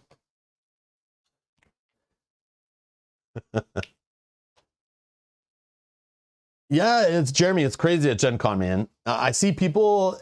I know there's people that go every year that I see, and other content creators, other gamers, people in my community that I'll see at a Gen Con once, and literally we go every single year, and I won't see them till like 5 Gen Cons later, and then I run into them again. It's like, wait, you're here every year. How do I not see you in those 4 years in between? It definitely happens, but there's so much to do there, and it's so big, right? Yeah, it's hard to be in the same place as someone else, which is rare. So when you do run into somebody, it's like crazy that even happened with, 70,000 people there and like the whole city taken over and people in hotel rooms and, in the gaming hall, exhibitor hall, side rooms, publisher rooms, different floors, different hotels, crazy. It's crazy, but yeah, one of these years. All right. Brutal first round. That's how we do. All right. So let's do this. We just need 5 damage here. We definitely need to do 3 here before the first engagement runs out of 3. I would love to get some stuff in my backup plan. So let's go crazy. Let's go like this. If we defeat this guy, we get instantly bumped up 1 health. This guy, we can hold this item till later, non-essential oils, and lube ourselves up with them when we need 2 more dice to recover. Oh, this one, Battle Cube baddie points, add 1 5-point baddie. Come on, man.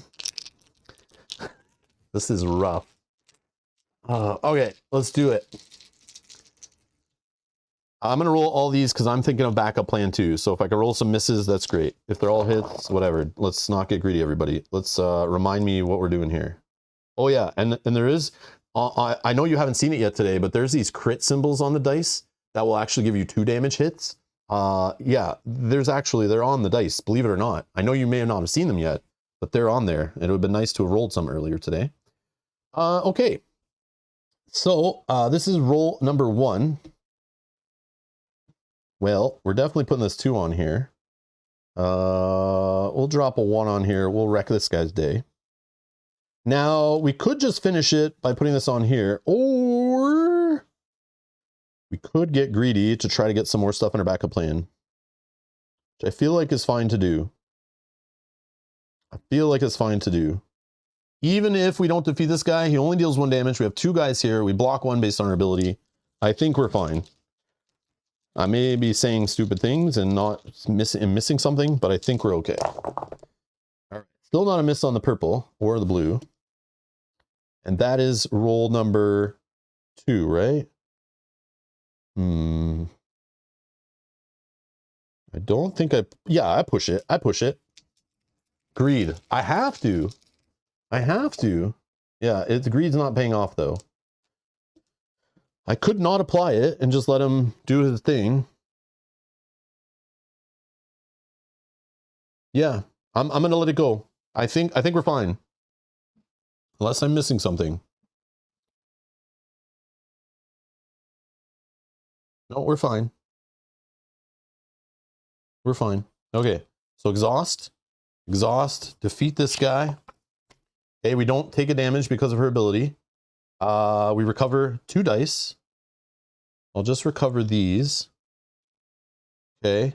Now we go to another round. Let's commit some stuff. We have 3 attempts again. Come on, give me a miss on a purple or a blue. Attempt number 2. Okay, all right. Okay, I'm not going to risk it this time because we could die. So boom, dead. We go up to health 2. Exhaust. Recover. Okay, see ya, bro. Oh yeah, this is an item we get. We have the non-essential oil item, which at any point we can pop this to recover 2 dice. Or if we need to discard loot for some reason, we can discard that. Okay. We can manipulate our battle queue if we want. This is gone. Okay. Yeah. Yeah, definitely the dice are loaded. That's all I'm going to say. No, I'm just kidding. All right. Now we can rest or we can scout. Now let's properly read our baddies and our things before. So we could scout this off. Battle queue, baddie points, add 1 5-pointer. So we're going into day 2. So that would be 2 1s and a 5. Or we reduce it by 2, spending our backup plan. And that would reduce it down to 0, I think you can do. But then we would add a 5-point baddie. I think that's legit.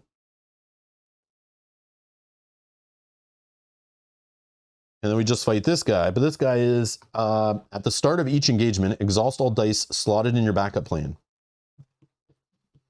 So we might as well spend them before fighting this guy because we're going to lose him anyway. Or we scout away this to see what's next. And we leave it on the top for maybe dealing with it later. I don't know when later. Later is never better for that. Adding a 5-point baddie? No. So then this one says this baddie gains 1 attack for each other face-up orc. Well, we already got rid of 1 face-up orc. Hopefully there's not another one hiding in here. Or I could just do a regular encounter.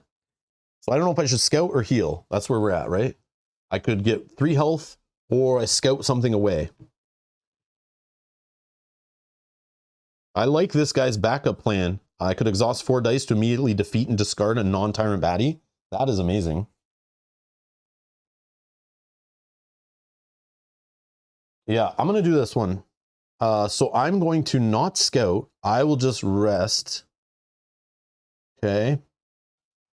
I'm going to do battle queue baddie points, which is now 2. But I'm going to manipulate it with these 2 dice. Exhausted. Okay. And then I'm going to add 1 5-point baddie. Okay. And we got the small spawning scope is next. This is a backup plan extension of 1. You could scout. So if I unlock this with 2 blue hits, if you scout a Molnor encounter, don't incur the penalty. Okay, that's neat.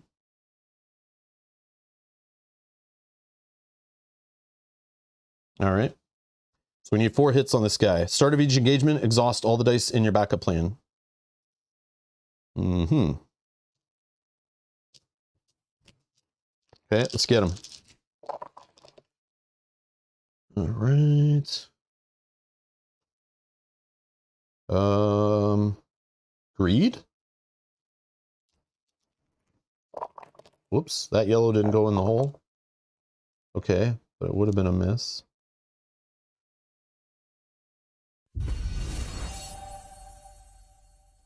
And our 3rd attempt, all hits. Man, I can't roll misses. This always happens. Han, thank you for being a member for 10 months. 20 strong seems to be an uphill battle with the dice pool continuously shrinking. Is there something in game that can help with the long bots like Oxide? Yeah, items that recover dice. Again, using your health as a resource to, like I showed, playing with your food, as I like to call it, where you purposely let the fight keep going on and maybe taking some damage a little bit to then go through multiple recoveries. Once we get our recovery stat up nice and high, we'll be recovering more dice back, and you want to like tilt the scales in your favor.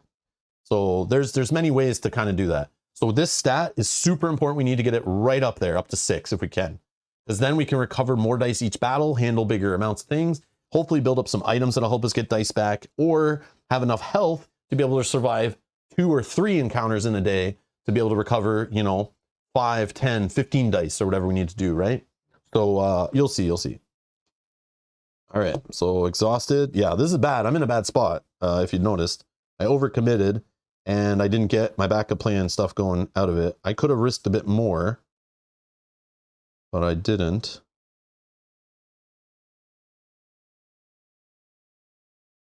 I guess I could do one more. Like, I could roll these again and just apply this purple. I know the red will hit, so I should be fine, right? Yeah, maybe I should. Yeah, I'm gonna do it because the red's not risky. Yeah.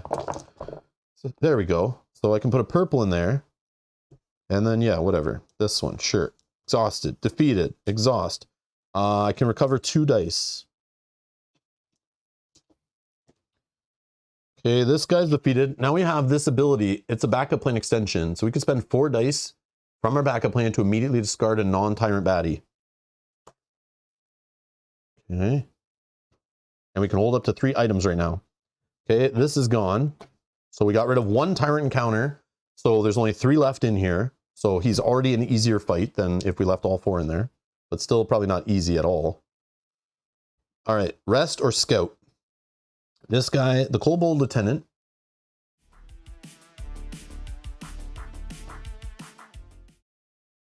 Sorry guys, hit the wrong button. Sorry, the Kobold Lieutenant. At the end of the engagement, -1 health if this baddie is defeated, but undefeated baddies remain. So if I beat this guy, but there's someone else who's not defeated, I lose a health automatically, and I can't prevent it with this. He will increase recovery though. If I beat him. All right, so I could heal up to 4, or I can scout away one of these guys to give us options. Or I could scout this away, actually.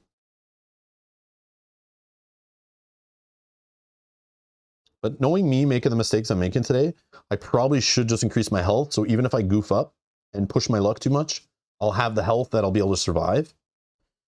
Because we're going into day 3. So that would be 3 1-pointers. I don't have to fight this guy yet. I'm okay with that, I think. I could manipulate it by messing with this, but I don't think I will.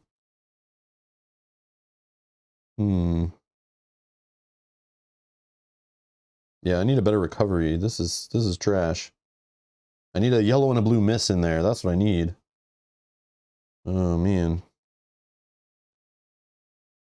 Yeah, I think I'll scout. Hmm.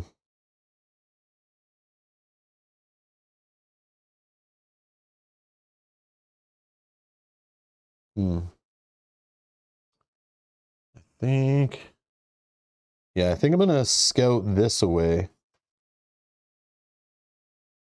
So I can still choose it as we go into day 3. I could choose now this, or ignore these completely and just fight a 3 1-point baddies in a normal battle queue baddie points. This one is knock off Ebonite Goods, battle queue baddie points, add a 1-point baddie. I can actually take the peaceful option, which is discard an item, then scout. So I could just discard this item and then scout this away. But then I don't get to recover. I don't get to scout again because it won't be a battle. And it's day 3. Is day 3 really that bad? I'd rather skip day 4.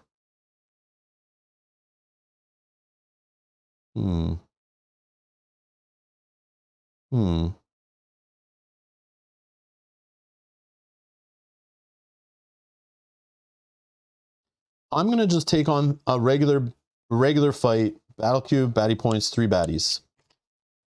I don't know this stack well enough. Oh, modified farm equipment. Oh, no. Oh, no. No! All right. So, this guy says he gets +1 attack for each other face-up orc. There are no face-up orcs anywhere, so we're good. Goblin Devastator has an ongoing ability until he's defeated. If there are any unapplied hits or hits on a baddie in excess of the amount needed to defeat it, I lose a health.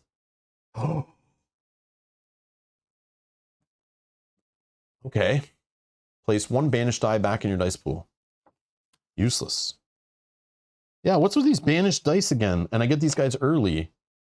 In each roll dice step, for each miss roll, change an unapplied hit to a miss. Oh my god. Of course the farm equipment shows up.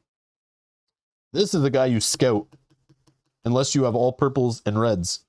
Which I don't.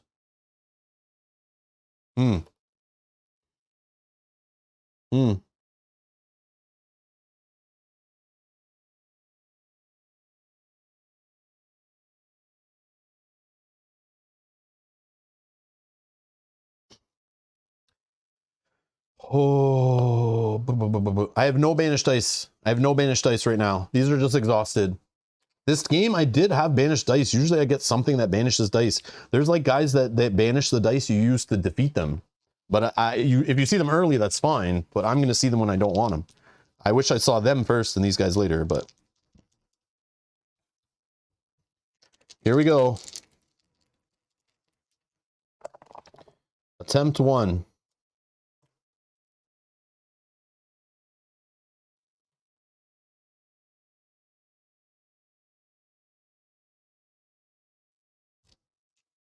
This is bad, guys. I'm like in a bad spot here. But I could right now recover 2 dice if I really need to. His ability is shut off now, which is fine. Yeah, let's just go for it. Attempt number 2, all the misses. I wish I had blue. No, I shouldn't have put that yet.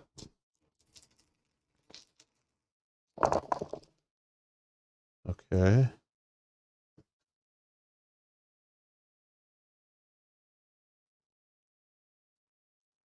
So if I don't apply this hit, I take a health loss. Or I put this on him instead.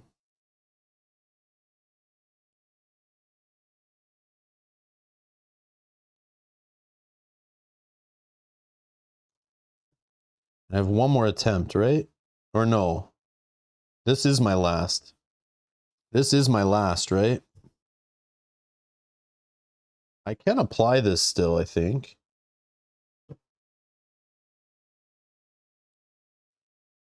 I don't want to do excess. Unapplied hits. So I can apply this hit. It just won't do anything, right? Yeah. So this guy's defeated. Okay. I'm not going to lose any health. If there's unapplied hits or hits on a baddie in excess of the amount needed to defeat it, that's not a thing. I take 1 damage, but I block it because there's 2 or more baddies. We'll clean these away. Oh yeah, this gives me an extra health right away. Yeah, extra health right away. Instant effect on defeat. And the other one is place the banished die back in your dice pool. I don't have any banished dice. Now recovery, I can recover 2 dice back.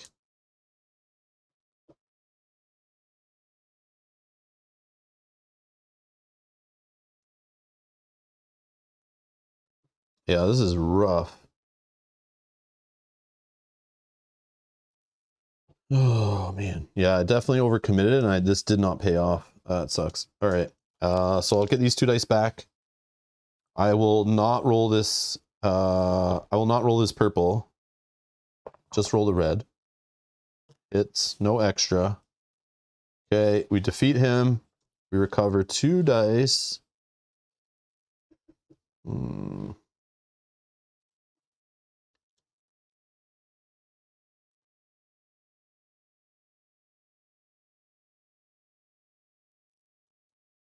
Yeah.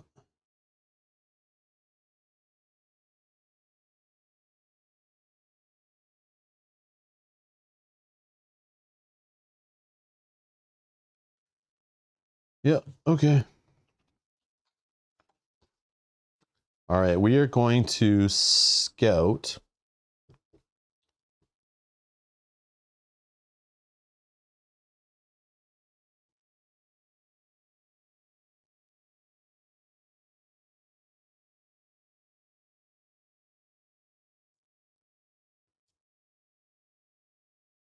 Or maybe I just take health so I can survive longer. I don't know.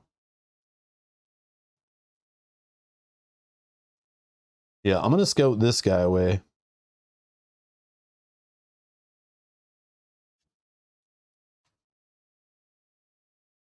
All right, day 4. I'm going to take this one.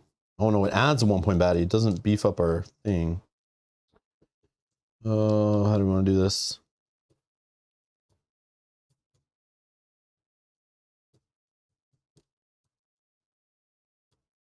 I can recover 2 dice.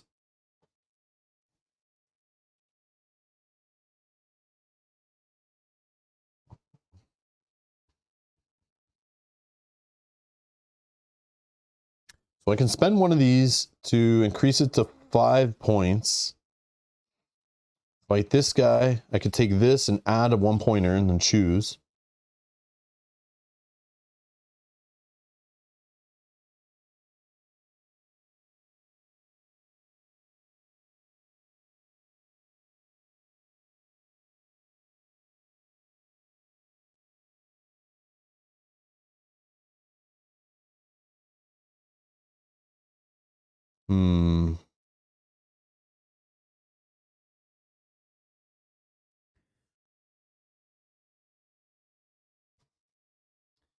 I think I will spend a green.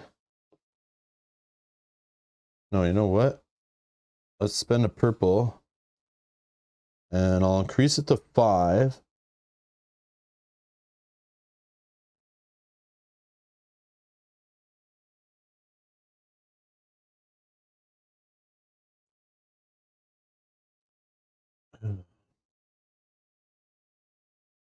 I will take this on as an encounter. So I get a 5 point baddie. And I have to add a 1 point baddie. So at the end of the first apply dice step of the engagement, I have to lose a health. So if I can apply 3 dice to this guy and defeat him before that, I don't have to do it. At the end of the engagement, -1 health if this baddie's defeated, but undefeated baddies remain, which shouldn't be a thing because I really want to defeat this guy. I could recover 2 dice right now, but I don't think I'll need them yet. I kind of want to push my luck, but also that 2 dice could lead to my backup plan getting built up. Yeah, I'm going to use this item. I'm going to recover 2 dice. And we'll recover a blue and a yellow.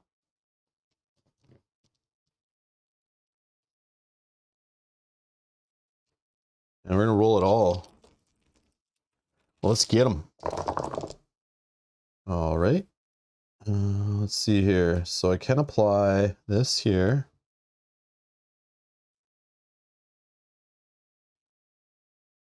I can apply this and this. I wish the purple missed.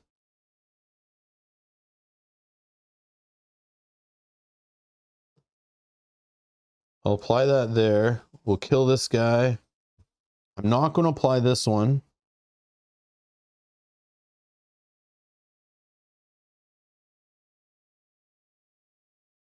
So that's exhausted. When he's defeated, I actually get 1 recovery. So I go up to 4. Okay. So we'll exhaust all our dice. I have to take 2 damage, but I have 2 guys, so I only take 1.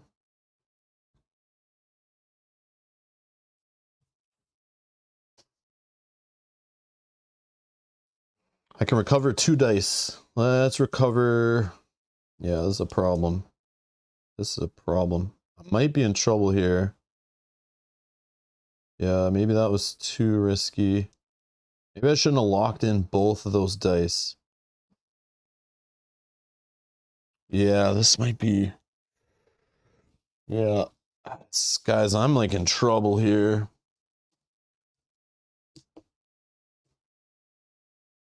Yeah, that's okay. I'll take these 2 dice back. Let's roll them. I need one to be a miss. Let's roll again. Number 2. Number 3. Number 4. There it is. So what I'm going to do is spend all of these to flip. So increase this to 5. Increase this to 3. Okay. This doesn't matter. I can assign it, but whatever. He's going to hit us back for 2. We're down to 1, but we can recover 3. Yeah. Yep. I could have used all 4 for this to just defeat him, but I don't know. I'm risking it all for the long term, but I'm being too risky. Like I'm overcommitting way too much for backup plan stuff to try to get my innate. But it's like, definitely I'm not rolling enough misses on things when I need them, but it's okay. Part of the dice game.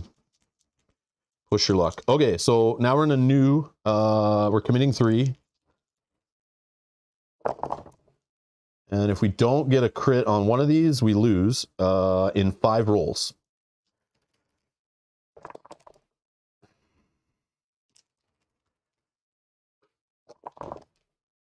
Yep. Roll number 4. There it is. Finally. And that will get us up to 6 recovery, our max. And I'll just recover those 3 dice, I guess.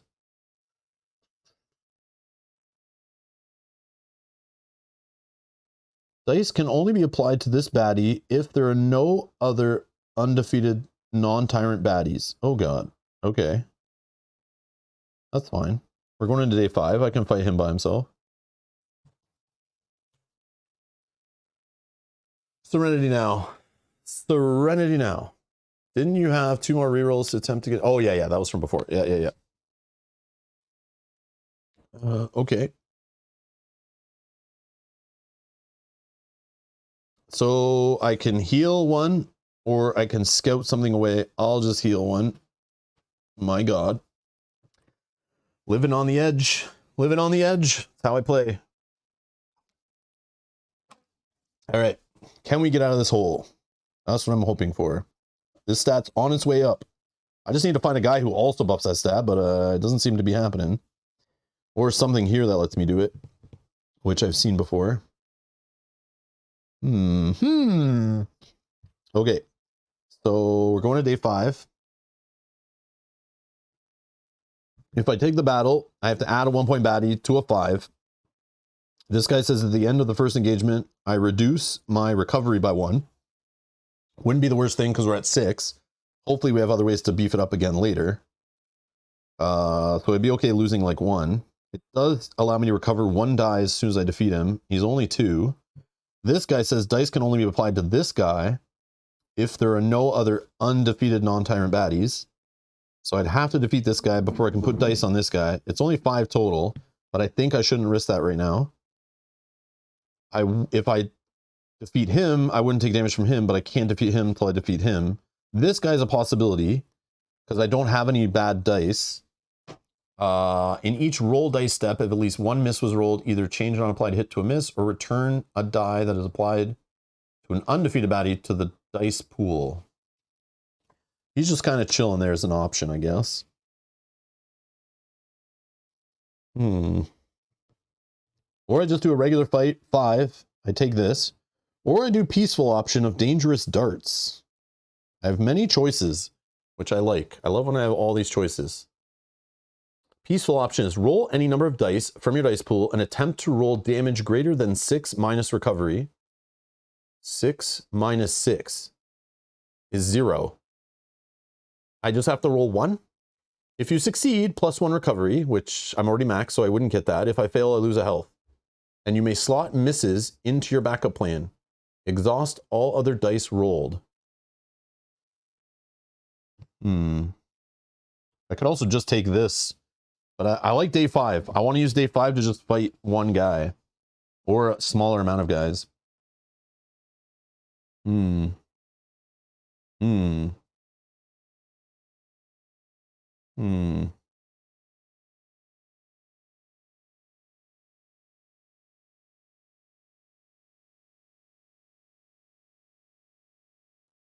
Before the suffer damage step, apply the damage from 1 undefeated baddie to another baddie.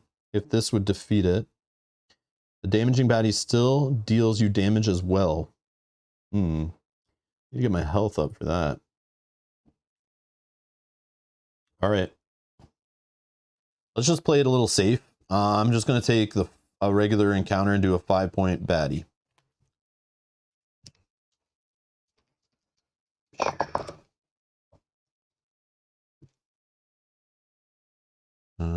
I want a miss on a purple, please. I have 6 attempts. There it is. But now I have to roll that crit. I should have placed that crit there, right?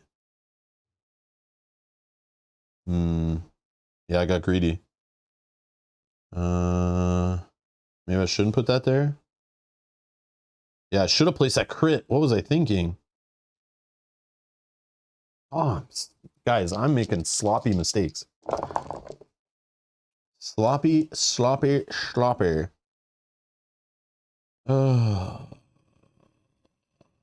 Yeah, that was so dumb. So dumb. So that was attempt number 3. Oh my God. This is never working out, man. I should have just done it. I should have did it. Just retcon it? No, no. I'll never get better if I don't take the punishments. Oh, that's so dumb. Serenity now. No, I missed. Roll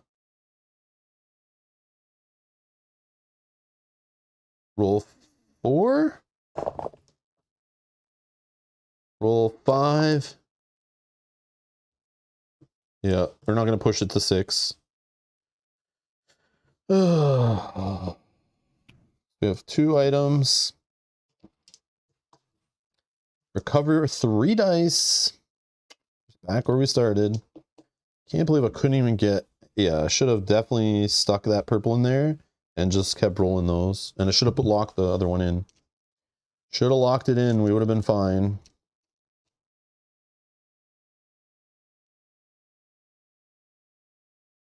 Now what do I do? I don't know. I don't know. What's this guy? Troll Brew. Oh yeah, I can't do 8 damage. Backup plane extension 2. In the suffer damage step, reduce the damage suffered by 1.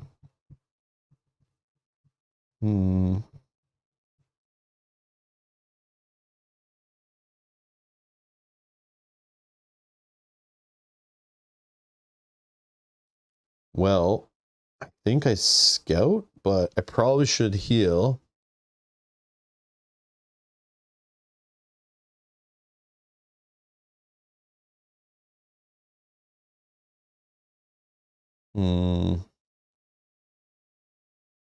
I don't think I can handle this Brewmaster. So I think I have to scout him. This baddie gets +2 attack for each other face-up orc. If there's no other face-up orcs, he gets +2 health instead. So he's 6 health. Oh, man.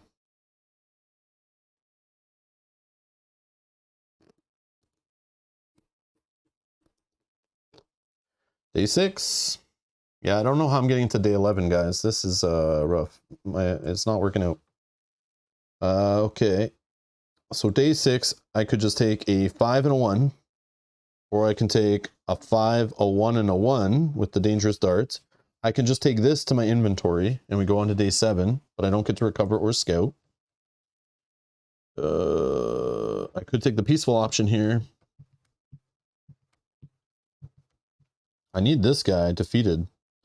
If I can defeat this guy, I get a +1 recovery, and we're living the dream. The only problem is, how am I doing 6 damage with this? And I'd have to take on another guy. Oh.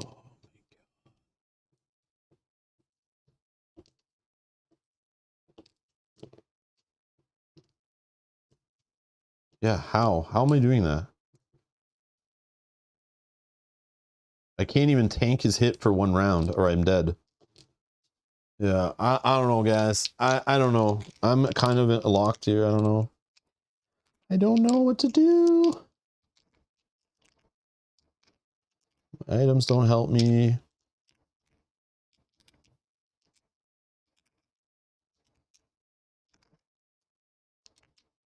Like, maybe if I take this guy, we'll see another orc, but I doubt it. I doubt it. Have we seen a 5-point orc already? I don't know if there even is 2 5-point orcs. I don't even know. I don't know.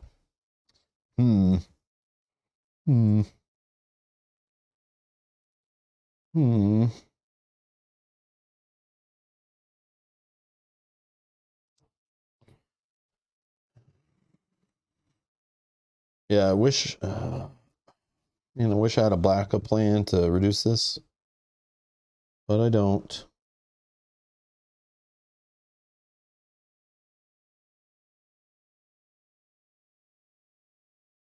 All right, here's what we're doing. We are doing a regular fight, 6 point. I'm gonna take this guy. Oh, I'm gonna take this guy. Okay. Here's what we're gonna do. We're gonna do some trickiness with this. We're gonna hopefully use this. We have 2 baddies. If this guy hits us, we can tank 1 hit because we're fighting 2. And then hopefully recover enough. With this guy's recover that we get enough to fight and defeat this guy, but I don't see that happening. But it's our only shot, I think. I need to roll a crit to finish this guy with 1 die.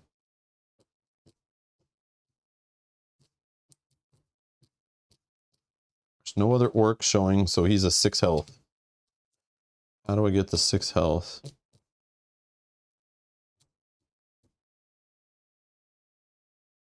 I need a crit. Like, I need it. I have to roll a crit. I have 6 chances. And then I can put a crit on him. And that will allow me to not exhaust my full dice pool. I'll recover 1 die instantly. Then I get to go recover through 3. I can tank and eat 1 damage. Well, this increases my recovery as soon as I defeat him, which would be amazing. But there's no way I'm rolling 3 crits.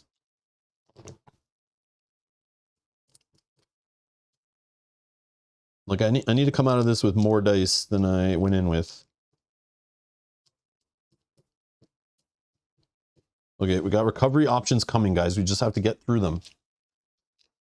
Yeah, there is multiple difficulty levels, yes. We could add more Tyrant encounters in here, like I said earlier, to increase the difficulty. Every game has their own difficulty way to increase it. So yes, I'm playing on standard. Standard old difficulty. I could make it easier by taking out Tyrant encounters and stuff, but that's not how we roll in this game. All right, guys. I think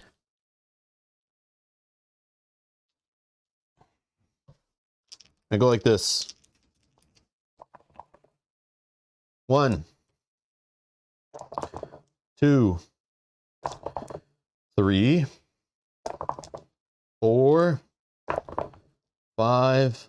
Yeah, I'm not getting a crit, so I'm not going to go to 6. So I do not trust. We need to kill this guy, because if we get to the end of the first engagement, he'll reduce our recovery. We don't want to do that. So instantly when I defeat this guy, I recover 1 die.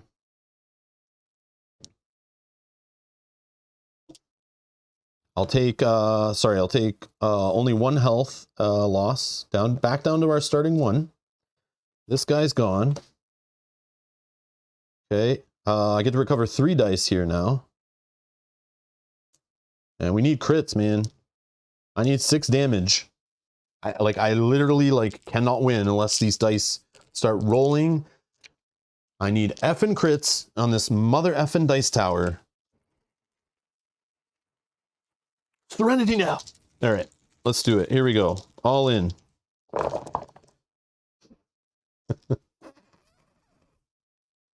All right, attempt number 1. Attempt number 2. Holy guys, look, there's a symbol on those dice again. I know it's rare, but they're there. 1 in 6. We just need 2 more damage. That was attempt number 2, I think. Attempt number 3. Yes, thank you. Thank you, thank you, thank you. Thank you. We did it. Yay. Instantly our recovery goes to 4. Okay, exhaust, defeat, recover 4 dice. 1. Let me just read these abilities, make sure there's nothing punishing us for not using multicolored dice or all different colors. All dice applied to this baddie are banished. Well, that's a problem.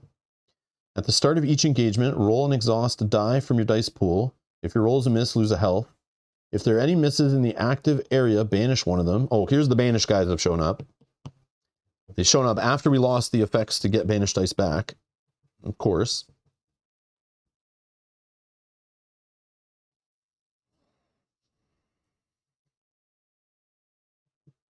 Like, roll and exhaust a die, really?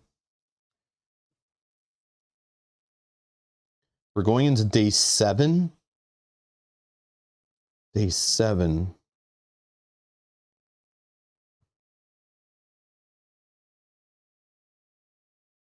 Well, yeah.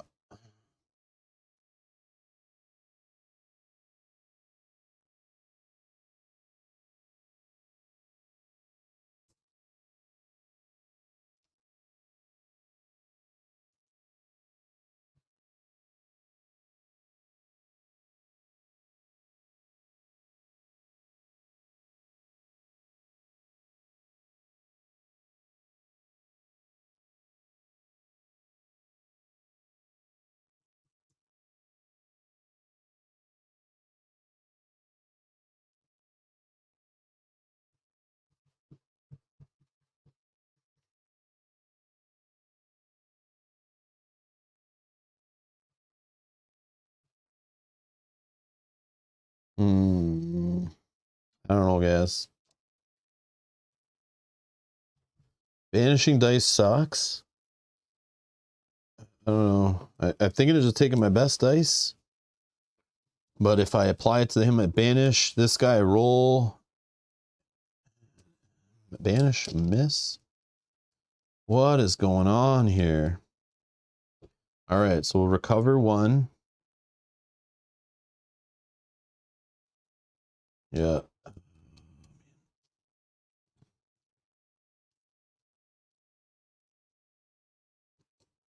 Day 7.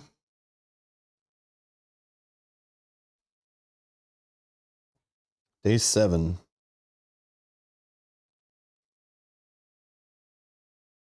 I need to work on this pile, and I have not really been doing that, I feel, but I think I have, but... So I could play this game just to get rid of this. I could take extra baddie points. But right now I'm already going to take a 5 and 2 1s, which I might just do. I might just do. Or I can spend this to reduce it by 1.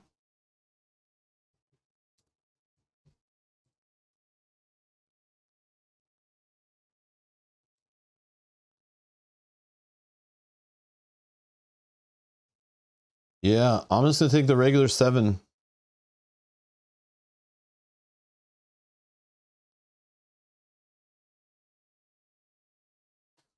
I think. This guy. This guy. And when these guys are instantly defeated, I can raise my recovery. We can get up to maybe 6. But I just don't know about... This guy makes us toss a die. And if it's a miss, we lose a health. This guy makes us banish. So I need like a crit on him, so I only banish 1 die. Oh, man.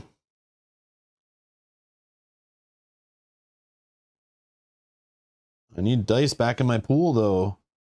Yeah, we gotta risk it. Eliminator. So we're just doing a regular fight. Oh my god. This feels so bad. This guy says, ongoing ability. Break baddies and scales baddies can have a max of 1 die of each color applied to them. So instantly I can't defeat this guy ever because I guess I could have taken this guy instead. I should have probably read this. Yeah. Before we just automatically take, we should read this guy, because this guy's maybe not as bad. Yeah, maybe we take like this, right? In each roll dice step, if at least 1 miss is rolled, either change an unapplied hit to a miss or return a die that is applied on an undefeated baddie to the dice pool. Yeah, because this guy, I need to put 3 different colors on him, so he would stick around turn after turn, which isn't the worst. But I don't have the dice pool for that yet, so I can't defeat him on the first run. Okay, so this is what we're dealing with. At the start of each engagement, roll an exhausted die from dice pool. If you miss... Of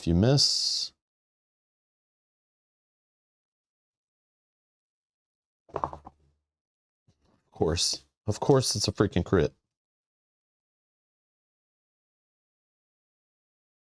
All right, let's go.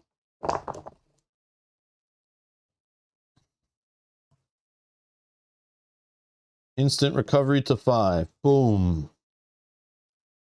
Okay. I don't know how we're defeating one of these other guys.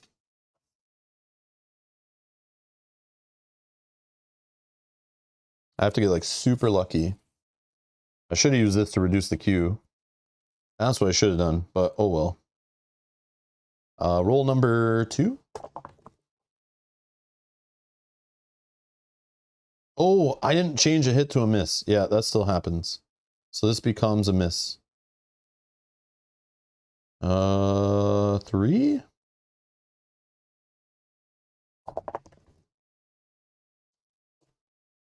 Four,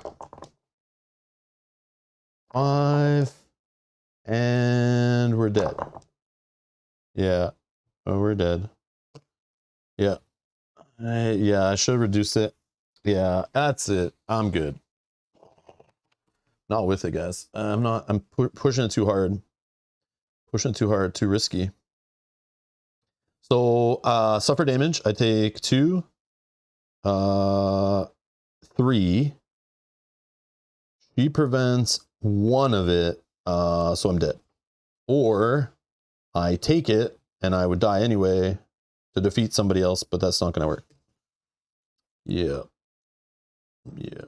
I needed to reduce the queue with my backup plan so that I only had to fight these two. So, I mean, we could play that way. And then I would have these two. I roll that on the first roll. Second roll, it doesn't matter. I can't defeat this guy. So then I would eat one from him. This guy's cleared.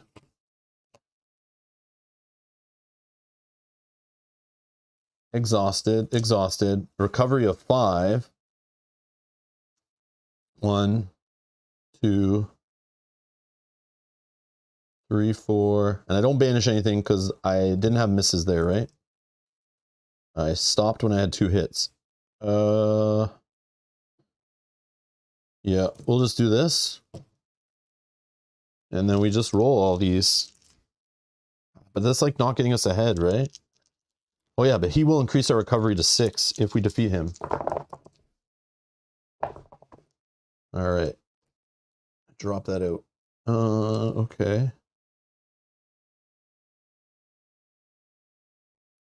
I would like a miss on my purple, please. I would like a miss on my purple. There we go. There we go. And we have no misses in my active area. No misses. These are hits. These are hits. That's not my active area. That's backup plan. So when I defeat this guy, I increase this to 6. He's gone. And then I recover for 2, or 1, sorry, 1, up to 2 health. I'm not scouting, that's for sure. Then we're on to day 8. We're on to day 8. Yeah, like even if I did that, I don't think I'm going to make it there. Oh yeah, you guys can't see that. Sorry. Oh wow, I zoomed in. I'm so sorry, guys. But yeah. So day 8. So on day 8, we would of oh yeah, I didn't recover my 6. Start of each engagement, -1 recovery if there are any other face up. Oh wow.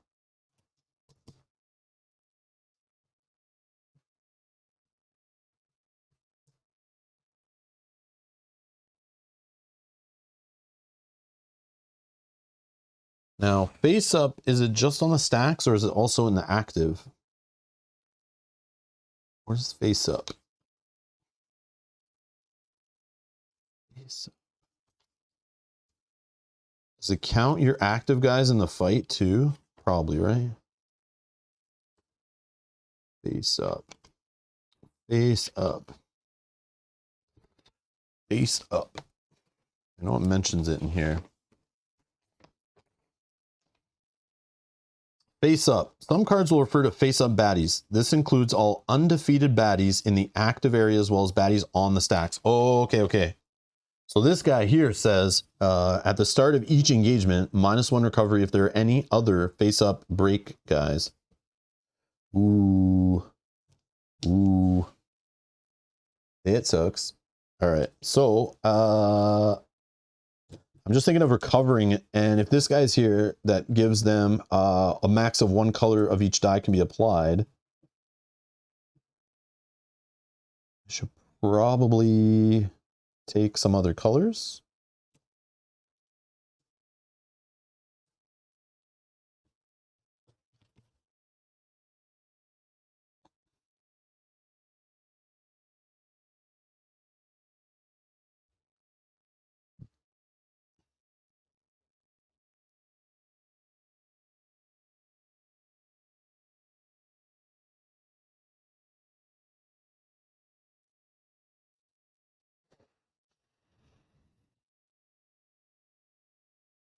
But here's what I'll do. I'll take these.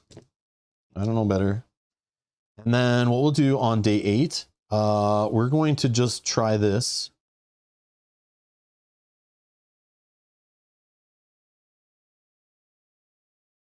You just need to roll higher than 0.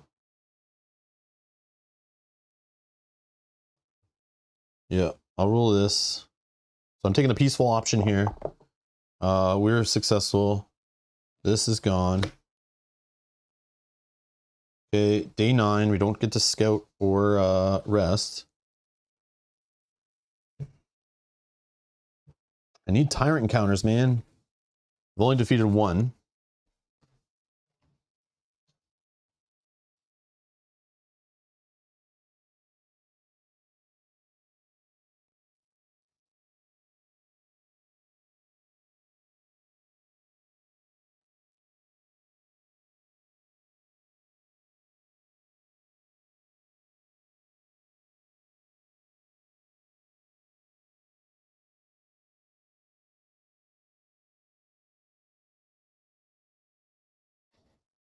This is messed up. This is messed up. I don't know. Trying to figure out a way through this. So I could exhaust this to increase it to 10 for my battle queue. But like, I need to get through these, and this is kind of silly. Sure, I'll take this.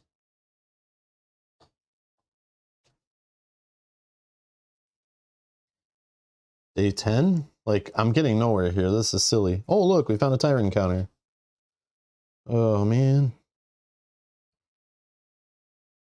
All right, so this says battle queue baddie points +2.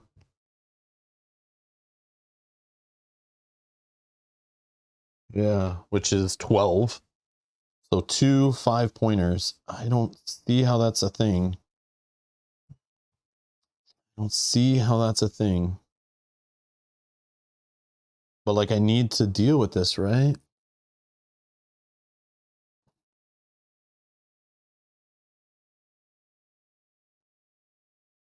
And I can't fight the Tyrant yet. I don't think I'm ready for that.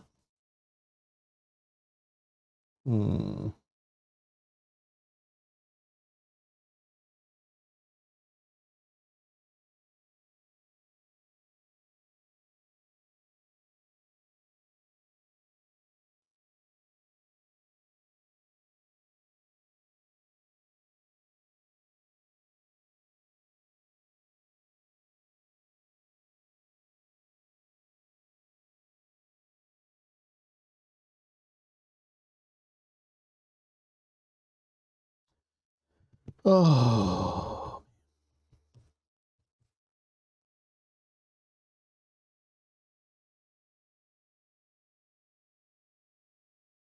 I think I just have to hope for this backup plan extension to be used to get rid of a baddie. But I don't see that happening.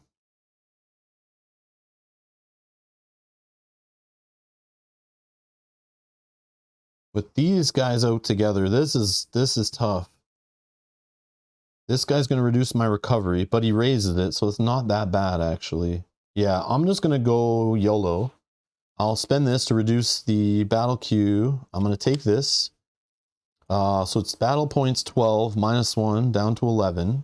I'll take the Eliminator as a 5-pointer. The start of the battle, if there is a 5-point goblin. Oh no. This guy like adds another baddie. Yeah, I guess we just have to hope. I don't know. And then this guy. Yep. And we have to defeat 2 of them, but I don't see us doing 7 damage, so yeah. Yeah, it's fine. It's fine. Okay. The start of the battle, if there's another 5-point whatever, we got to add this guy. Yep, sure. Whatever, man. All right. Okay. Activate 1 point from the stacks. Sure. This baddie has +1 health for each other face-up beast. There is none. This baddie's damage is equal to the highest damage on face-up baddies. So this owlbear is 3. He attacks for 3. That's fantastic. That is fantastic. But if I do defeat him, I slot up to 2 exhausted dice into my backup plan. That could be huge. That could be huge. At the start of each engagement, -1 recovery if there's any other face-up break. So I go down to 5 recovery, unfortunately. Even better. And remember, the break guys can only have a max of 1 die of each color applied to them. So I probably should have saved that red, but that's my bad. Oh well. I did what I did. Okay. Alright, let's just see what happens. Attempt number 1. No critolas. Where are they? Alright, let's see.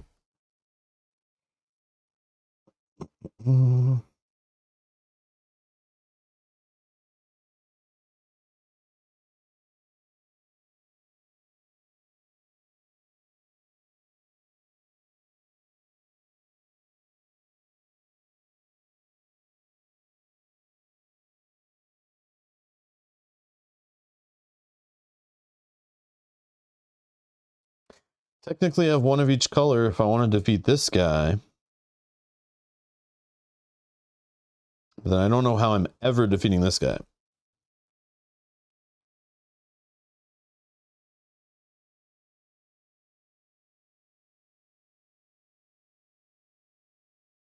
And then I wouldn't be able to survive the damage hit. Yeah, I need crits. Like, I can't do it without... My dice need to bring more to the table, but I pick lower colored dice. But I kind of needed them. Okay, let's just go... Attempt number 2.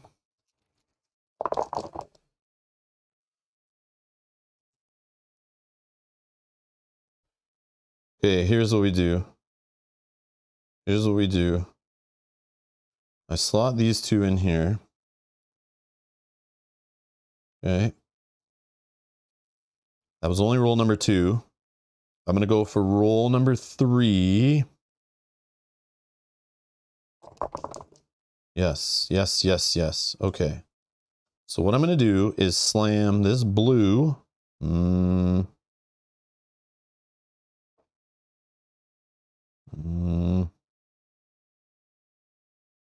Owlbear Cub. When he's defeated, I slot up to 2 dice, exhausted dice, into my backup plan. Okay. I can pay 4 dice for my backup plan to insta-defeat any non-tyrant baddie.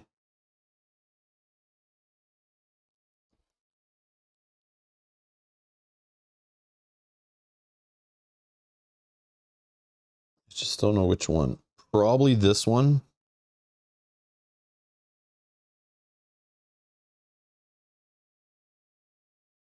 If I get rid of this one, I still have to defeat this one. I have a crit though, but I have nothing else. Like, I literally have to keep rolling.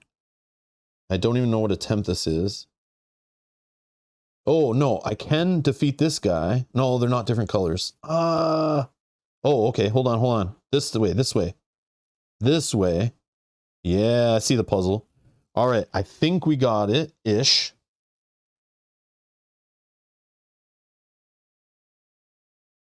Or I just defeat this guy, get the 2 health right away. No, I like this. Okay. Yeah, so we'll clear these away for backup plan extension. Insta defeat this guy. Our recovery goes to 6.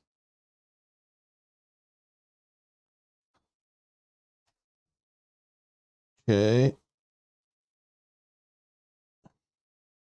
Now with these different colors, I can defeat this guy. That makes our recovery go up, but it's maxed. Yeah, I should be keeping track of attempts, but I get too deep into it. I think I've done 2 rolls or 3 rolls. I'm not sure. I can't remember, but I'm all out of rolls anyway, so. And there's no misses in the active area, so don't banish anything. Exhaust. Defeat. Oh yeah, suffer damage. I only suffer 1 because of her ability.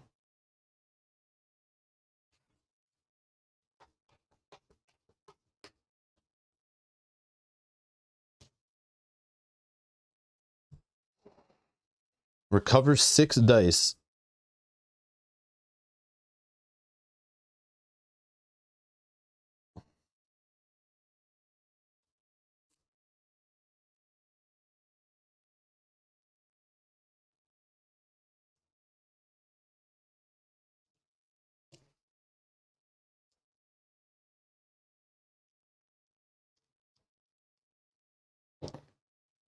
Okay, attempt number 1.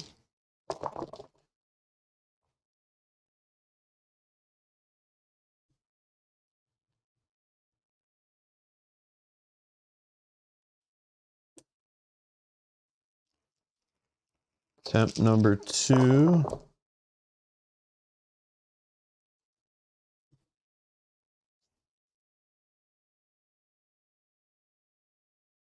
Attempt number 3.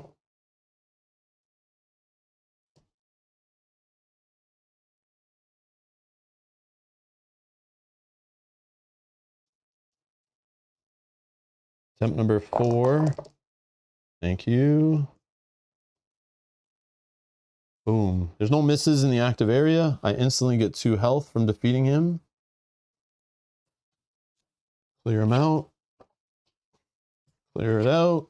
Okay, we got rid of 2 Tyrant counters. Exhausted. I can recover 6. 1, 2, 3.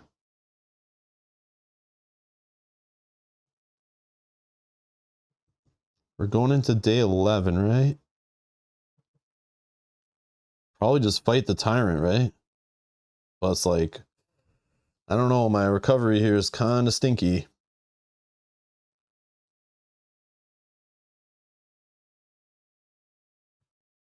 I need yellow and green also. What is this guy's abilities? Let's review. Let's review. So right now I know there's 2 Tyrant counters, so we'll have to take at least 2 of these abilities if we go into the fight. What I need to know now is, can I pick abilities here and go in with a lower dice pool? Or is he going to bring any friends? If it's no friends, then I don't care about backup plan. But I could do another day and definitely reduce the backup battle queue to 10.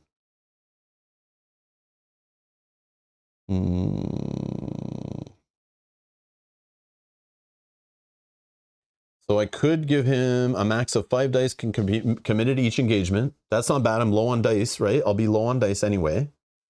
Intense, a max of 2 dice can be applied to Oxide in each applied dice step. That I'm okay with also. I have 6 attempts each engagement. Shock, at the end of each roll dice step, banish your strongest unapplied dice. No thanks. Self-repair in each roll dice step. For each miss rolled, change a committed hit to a miss. Now, that ability, like, drives me nuts. That ability I've seen way too much today on stream, and I didn't see it in my first 2 games. Playing this game the other day, where I crushed it, and that ability is going to give me nightmares. So no self-repair, no. Biotech, at the start of battle, activate a 5-point baddie and a 1-point baddie from the stacks. Okay. I'm not choosing that one, but if I did have to, I could use my backup plan extension to wipe the 5-pointer, is what I'm thinking. But I can just pick the first 2. I think it's fine. I think the first 2 is fine. But, like, the problem is, too, with Duster's ability, I kind of want more than 1 baddie, so then she's reducing damage taken. But if I don't add baddies, then he hits for 3. I'm going to recover 1 at the end of this fight, so I can take 1 smash from him, but that's it.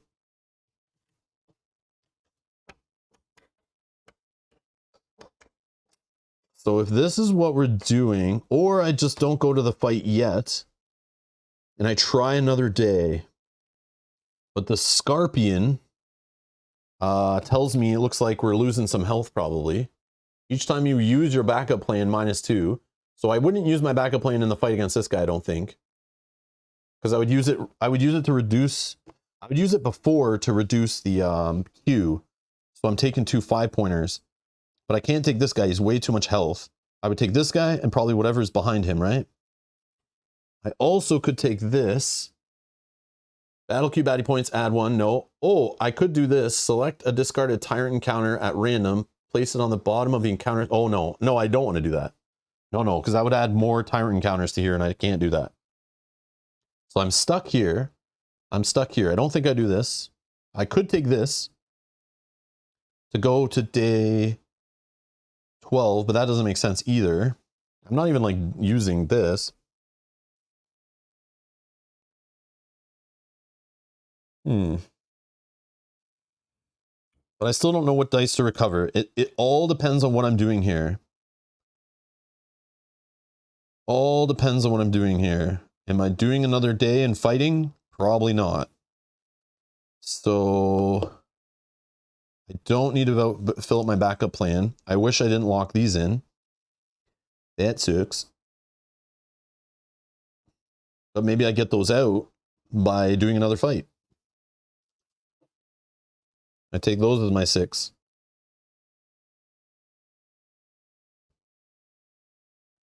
Yeah. I'm going to take a quick break right here, though. Just leave it where it is. I just got to run to the washroom real quick. I need to calm down and like think this through. So we'll be right back. Think about it. Think about it.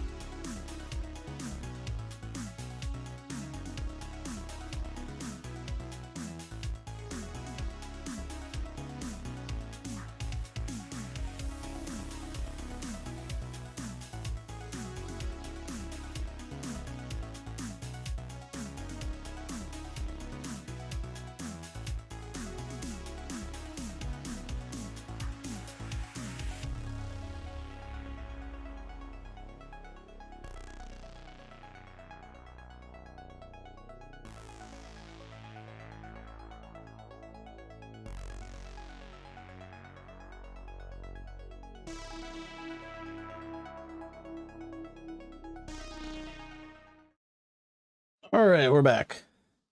Soul says, hi, Rob. Subscribe to your channel when I found your Hostage Negotiator playthroughs. I love how relaxed your content is. I don't feel relaxed right now. I gotta win.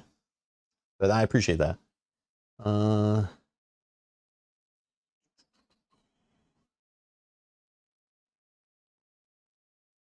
cool part is, so the comment about the attempt counters, you could just literally, I'm sure you have 1,000 of these in your home somewhere if you're a board gamer for any amount of time.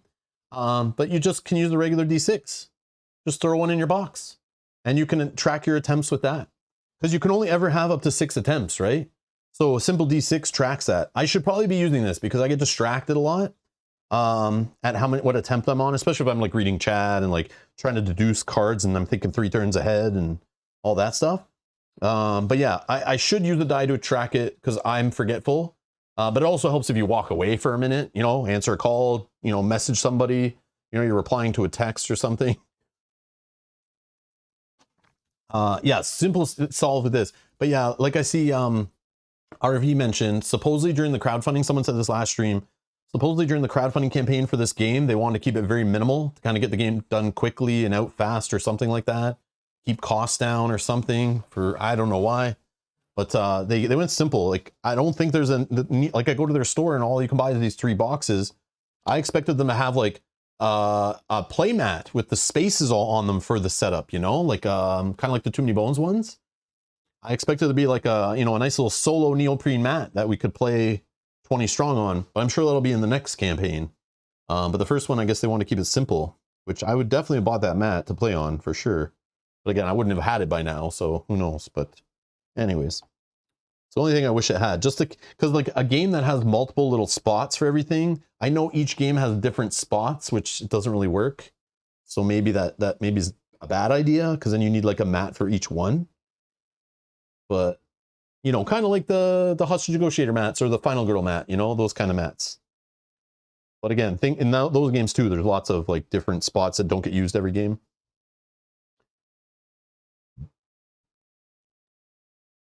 RV says it's explained in the campaign, but they needed something simple and straightforward and inexpensive, both to produce and sell. They needed some quick cash. Uh-oh, that's bad. That's not a good thing. All right. At least it turned out to be good. Like, that's not what I want to hear when it's like, you know, a crowdfunding campaign. But hey, it makes sense, I guess. Do we just go into the Tyrant fight? That's where I'm at. If I go into the Tyrant fight, I'm taking my best dice. Which I think we do, right? I just regret locking these in, because now I'm kind of screwed. I don't have any backup plan to get rid of them. I can't take them out there unless I'm adjusting the baddie queue during activation. Or I risk it and I go day 11 and I fight two tier 5-point baddies, and I don't know who's under here.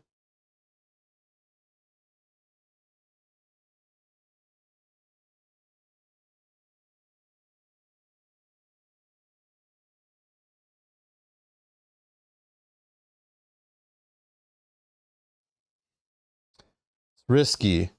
It's risky. I'm worried I'm going to lose health. I'm going to lose health.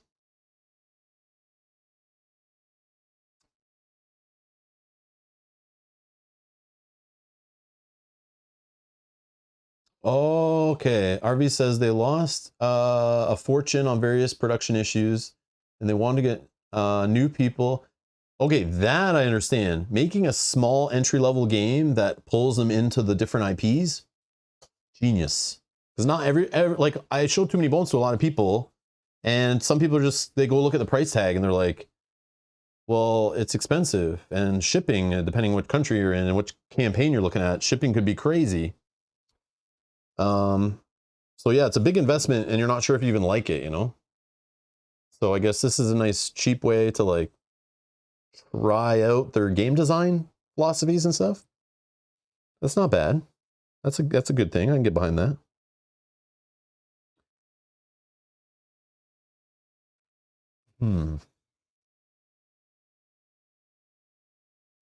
Oh yeah, that misprinted chip thing. Yes, RV. I remember that. That's what I was talking about earlier. We talked about it on stream. They do crazy things to correct issues, even if it costs them a ton of money, which is great for customer service. But yeah, I guess not good for the survival of the company, possibly. Okay, so I think I just go at the boss, as weird as it is, because I don't know what is hiding under here. And I could, here's my thinking. Let me talk you through all this going through my brain in this little $20 deck of cards, how I'm thinking through this like I'm playing freaking Mage Knight over here. So if I take like this, right, I'm still in the recover dice step from the last fight, right, in day 10. And I'm thinking like I can take 6 dice back. If I'm going at this next day and I use die from here, because I'd like to get like the purple out of there so I can recover that back and use it in the boss fight, right? That's my theory. So to get that out of there, I need to use it, and I can use it to reduce the battle queue on day 11. Bring it down to 10. That means I'm going to get 2 5-point baddies. I know 2 5-point baddies right now. I can take this one, but he's 8 health. Okay, no thanks. But he does have a backup plan I would love to have in the boss fight, right? You just spend 2 dice from your backup plan, reduce the damage you suffer by 1. Amazing. Maybe that buys me an extra turn. Because I'm about to have 4 damage going into the fight. On the first round, I would take 2, but then I could reduce it by 1 from her ability. Oh no, I can't reduce it by her ability. Yeah, I can't, because I want to have two bad guys. I'm not going to defeat any more Tyrant encounters, so I'm not going to make the final fight easier. It's just about maybe I can recover some better dice. But if I use my backup plan in the fight, like let's say I roll these in the fight and I lock them up here and I spend all these to get rid of a 5-point baddie in this final battle before going to the fight. This guy says every time you use your backup plan, I lose 2 health. So then I would lose 2 health for auto-defeating an enemy, okay? Which is not good. I don't want to go in the final fight with less health than I was originally going to go in there with. So this Scorpion is super risky. But the guy underneath him could be super easy, and I could kill both of them really simply, man. It might be super easy, so maybe I still take my strongest dice. But the guy under here could say, you need to use 4 different colors of dice to defeat him. And then I'm in trouble, right? So it's the unknown that it's got me scared.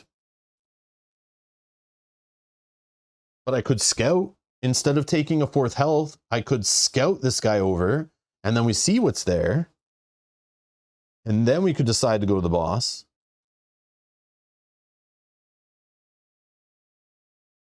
Yes, you are right. You're right, Han. I could defeat this guy first, then I don't have to worry about that ability. That is true. That is true. But again, I don't know what is under here. It could be another 8-7 health guy. How am I defeating that with the dice I have left? I'm in trouble then, right?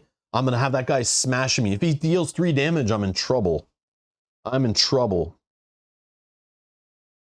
And I don't even like this guy's backup plan extension. It's place 2 banished dice into your dice pool. I don't have any banished dice, so like that's not going to help, right? But maybe the guy underneath it has a super amazing ability. I'm just trying to get better set up for the final boss fight, but I feel like I might risk too much and I'll be worse off for it. So because of that, I think I'm just going to take these 6 dice and we're going to fight the boss. We'll look at this guy after. I want to know what was behind there and if it would have been good. And unfortunately, this is just going to sit up there. That sucks. Because I have no way of using it.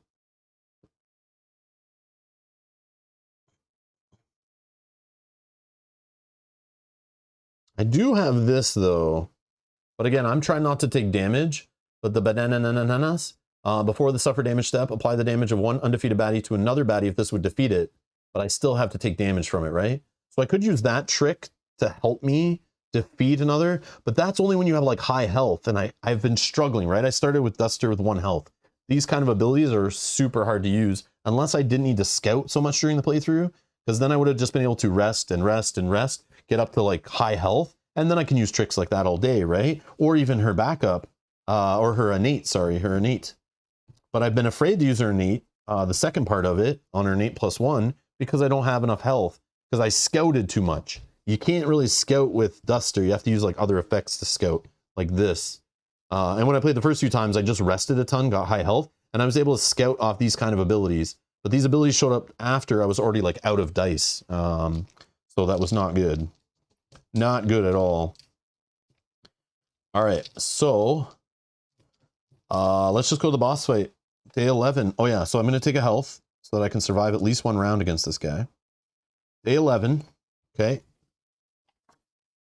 We're allowed to fight this guy on day 11. Count the number of Tyrant encounters still in the decks. Should be 2 unless I mess that up. Yep. There's 2 here. There's none in here. Okay. So 2. All right. At the start of battle, exhaust dice. Oh, exhaust dice from the dice pool equal to this number. Okay. I forgot about that. Well, let's exhaust 2 blues. I forgot about that part, that I'm going in kind of rough. Oops. Okay. Oxide has then activate Oxide and choose its skills for this battle. He has skills equal to this number, so I have to choose 2 skills. I think we're going to choose the top 2, right? A max of 5 dice can be committed to each engagement, and a max of 2 dice can be applied in each apply dice step. So I'm going to give him Electrocute and Intense. Okay? we're just fighting against him. So, funny thing now, I only have 5 dice. Okay. Here we go. Only 2 dice can be applied. I have 6 applied dice steps, technically, before I'm going to eat 3 damage from this guy. Okay, no crits, no crits.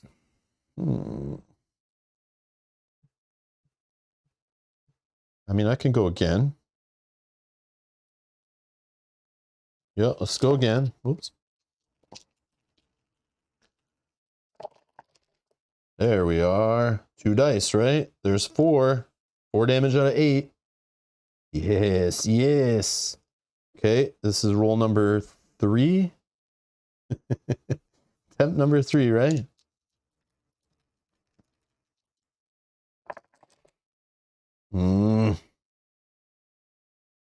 Attempt number 4.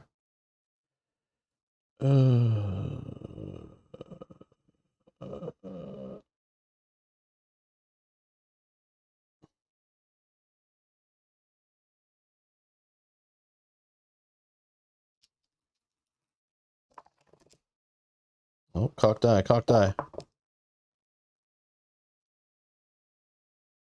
5.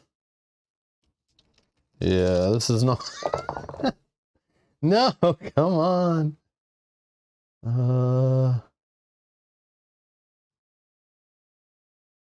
We need one of these to crit. Come on. No. So unfortunately, we didn't get them. So that's 6 out of the 8. So these are all exhausted. We suffer 3 damage. Okay, I can recover 6 dice. Yeah, it's gonna be the same one. See, I wish I had that other purple. Yeah, it doesn't matter. We can only commit 5. Here we go. This is our last attempt. Attempt 1, or our last engagement.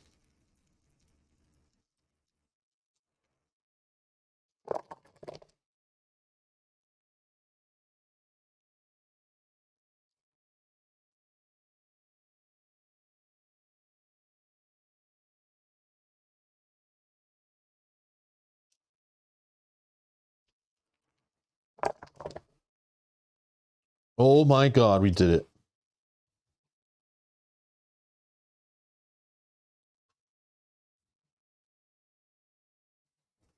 We did it. Yeah, it was a little struggle with the one retcon there, but yeah, we did it. Wow. Yeah, I don't know what I was thinking relying on crits after the amount of non-crits we rolled all day today, but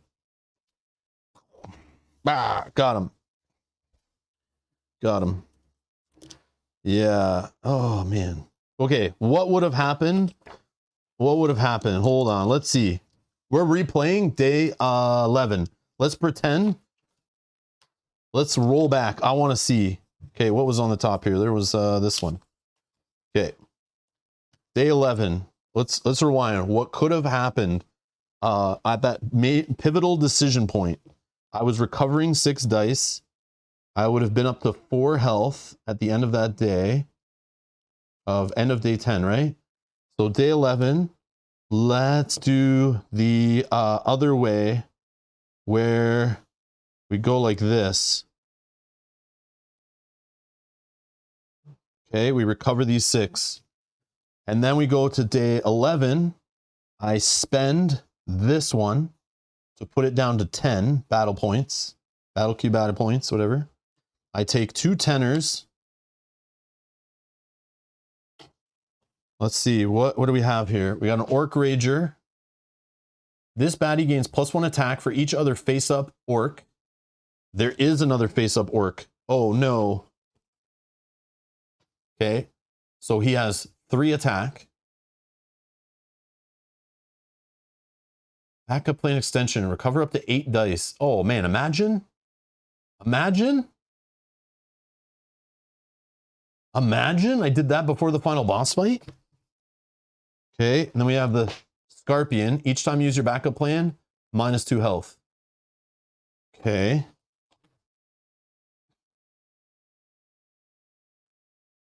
So these are my dice. I would go right into it. So let's play out day 11. I'm curious. I am curious. I could have lowered it one more, but then I have like 100 1-point baddies.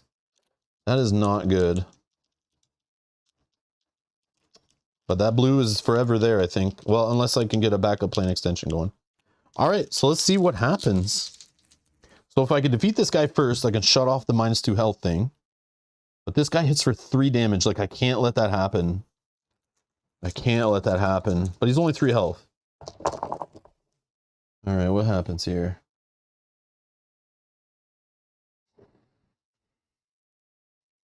Not enough. Do I lock the yellow or do I keep it rolling? Let's keep it rolling.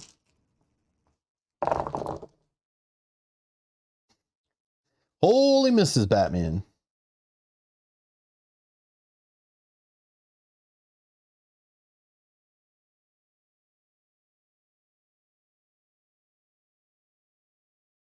I mean, I could fire off my backup plan, but I'd lose 2 health. Nope. Attempt number 3, right? Okay.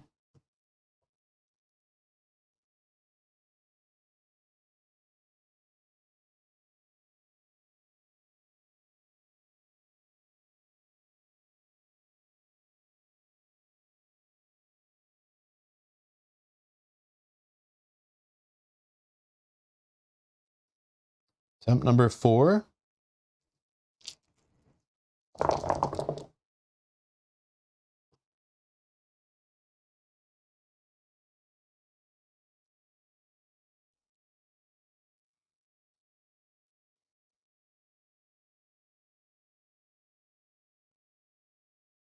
Attempt number 5.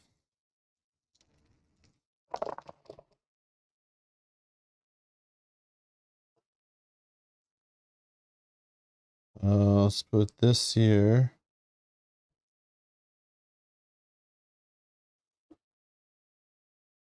Attempt number 6.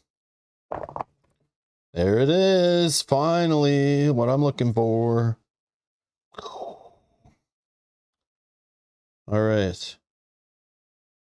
That's nice. That's nice. Okay. No damage suffered. Exhaust. I have another backup plan. 4 dice to recover 8 dice. If I can just roll a miss on a green, I also get this backup plan of 3. Place up to 2 banished dice. Yeah, that's whatever. Useless.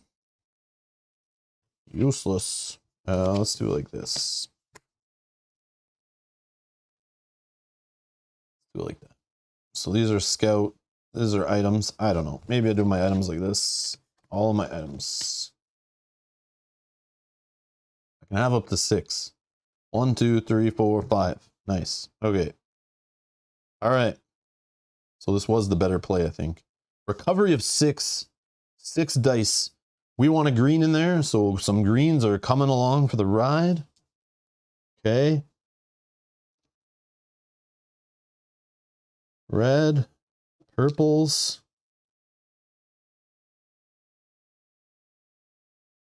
Purple. These are the 6 we go into the boss fight with. And we definitely take, oh, do we take a health? Yeah, we take a health. We don't need a scout before the boss fight. The boss fight has to happen in round 12. So we'll take these dice. Because then if I can get a miss green in there, we're recovering 8 dice. But the max we can commit is 5. So maybe that's all dumb anyway.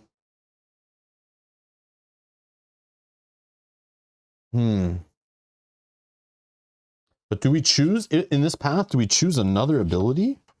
Like, if I get to recover 8 dice, do I choose a different one? Banish your strongest unapplied die. No thanks.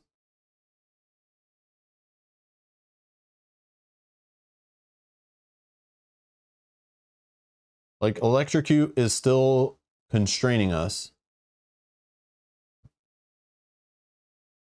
And instead of electrocute, do I use biotech? Where at the start of the battle, we activate a 5-point and a 1-point baddie from the stacks. And then we can insta-delete one? Or do we just recover 8 dice and we know we can deal with all of this? Who are our 5-point baddies? This guy, dice cannot be applied to other baddies. So we have to defeat this guy before we can put on anything anywhere. That's kind of rough. I guess I could have scouted instead to get rid of this guy and give us another option. This baddie gains +1 attack for each other face-up orc, which are none right now. Whoops. But there could be. We don't know. Yeah, this is nutty. That's nutty. But yeah, I want to see how that day would go. I don't know now this line of play, like, what it leads to. This is crazy.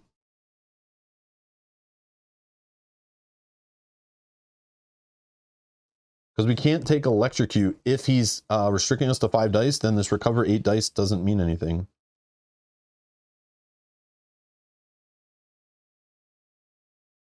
In each roll dice step, for each misroll, change a committed hit to a miss. Yeah, I don't know about that.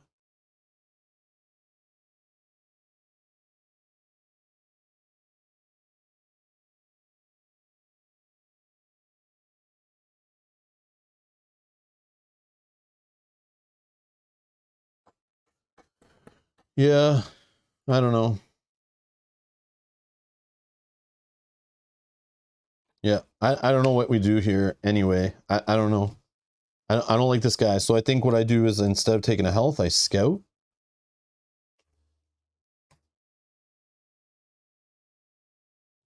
This baddie can have a max of 1 die of each color applied to it. Shut up. Oh, shut up. This guy. Yeah, I don't know. I don't know. It's tough. The end of each roll dice step, banish your strongest unapplied die. No, we can't have that either.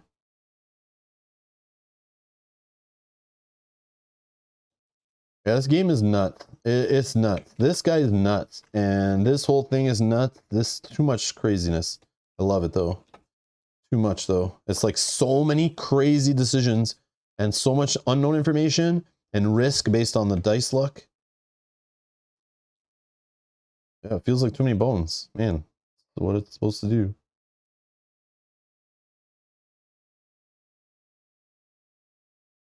Change a committed hit to a miss. Oh, man.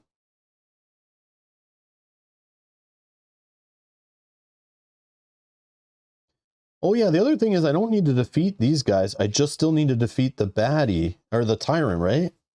So I think the way to go is to do the bottom one, right? Because I don't technically need to defeat them. And then I pick a max of 2 dice can be applied to Oxide in each applied dice step, because we have 6 of them. Yeah, that's how I think I do this. I go, yeah. So I think we take these greens. I still can insta-defeat this guy instead. We can still get hit by Oxide and survive. I don't know. You show off the other tyrants? Yeah, we went over them at the beginning of the stream. And then did a poll. Chat voted that I play against this guy. You psychos. I see what you're doing. I thought it was at the start when you remove the blue cards. Yep, yep. When we set up, you pick 4 random encounters to remove. We only defeated 2 out of the 4. So I have to choose 2 abilities on this guy. And I still have to exhaust 2 dice from here too. So like that's the other problem. So here's how I would play this on this second imaginary attempt if I if I fought him on day 12 instead. So what I would do is I would activate Oxide. I would get rid of 2 purples. Yeah, I know that's crazy. I would say a max of 2 dice can be applied to Oxide in each applied dice step. I would activate a 5 and a 1 for his biotech. So Intense and Biotech are the 2 abilities. Might be really bad what I just did. I then would roll. I would slot this in here. I would drop this Where do I drop this? Here, I think.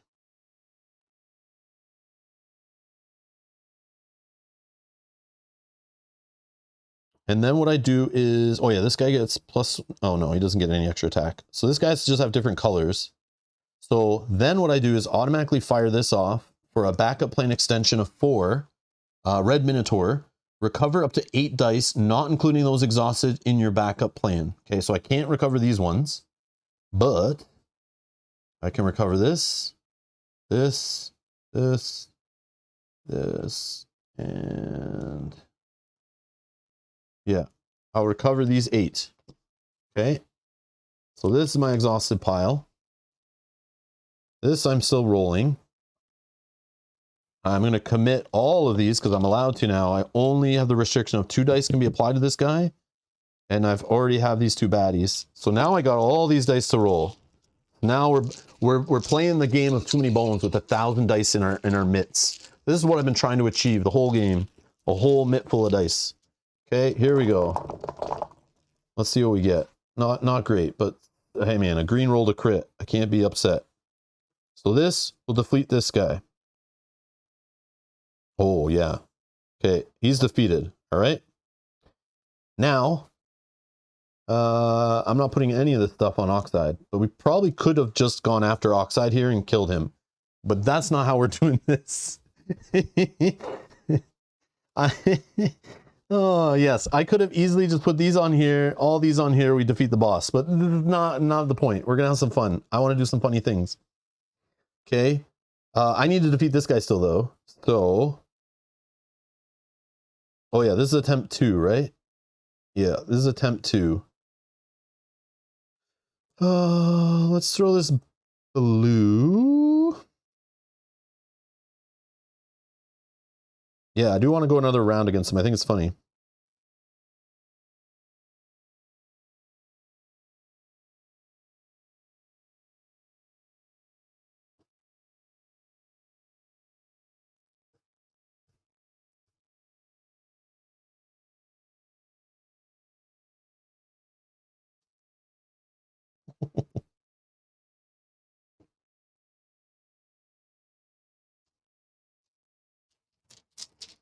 Attempt number 3.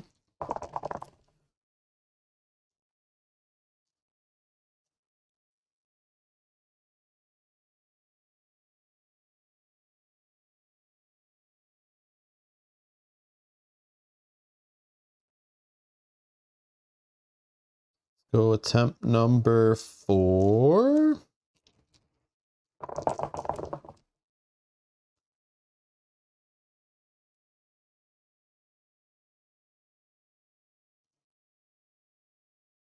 And I think attempt number 5. I just want that purple miss, but it's not going to happen. Attempt number 6. Nope. All right, so I didn't want to beat him anyway, but this will all get exhausted. This loot, I'll get this item, so I could survive a full another round if I want, because I can ignore with my reinforced buckler damage dealt to you during the suffer damage step once. So it's like a one-time use. Okay, so I exhaust all this. This guy's defeated. Oh yeah, the suffer damage would be 3, but because I had more than 2 baddies, 2 or more baddies, I only take 2 damage from Oxide. Okay, I'll recover 6 dice. We want all the purples. We'll take the red, and I guess just a blue. Okay, and now we go with 6 more attempts on engagement number 2 for day 12. Yeah, we're on day 12. Final day. So I got this miss here, so now I have options, right? Like, well, not really. Yeah, I would just fire off this backup plan again. I'm assuming I can do that. To get 8 dice, not these 8 dice, but these 8 dice. Okay, and I can apply 2 dice per attempt. Do that. And then we roll all these dice because that's fun. Okay. And we go bang, bang. Those will go there for sure. I'd love to put this purple, but we can't do that right now. So we're at 5 out of 8. And then remember, we can only apply 2 in each step because of his intense ability. This is attempt number 3, right?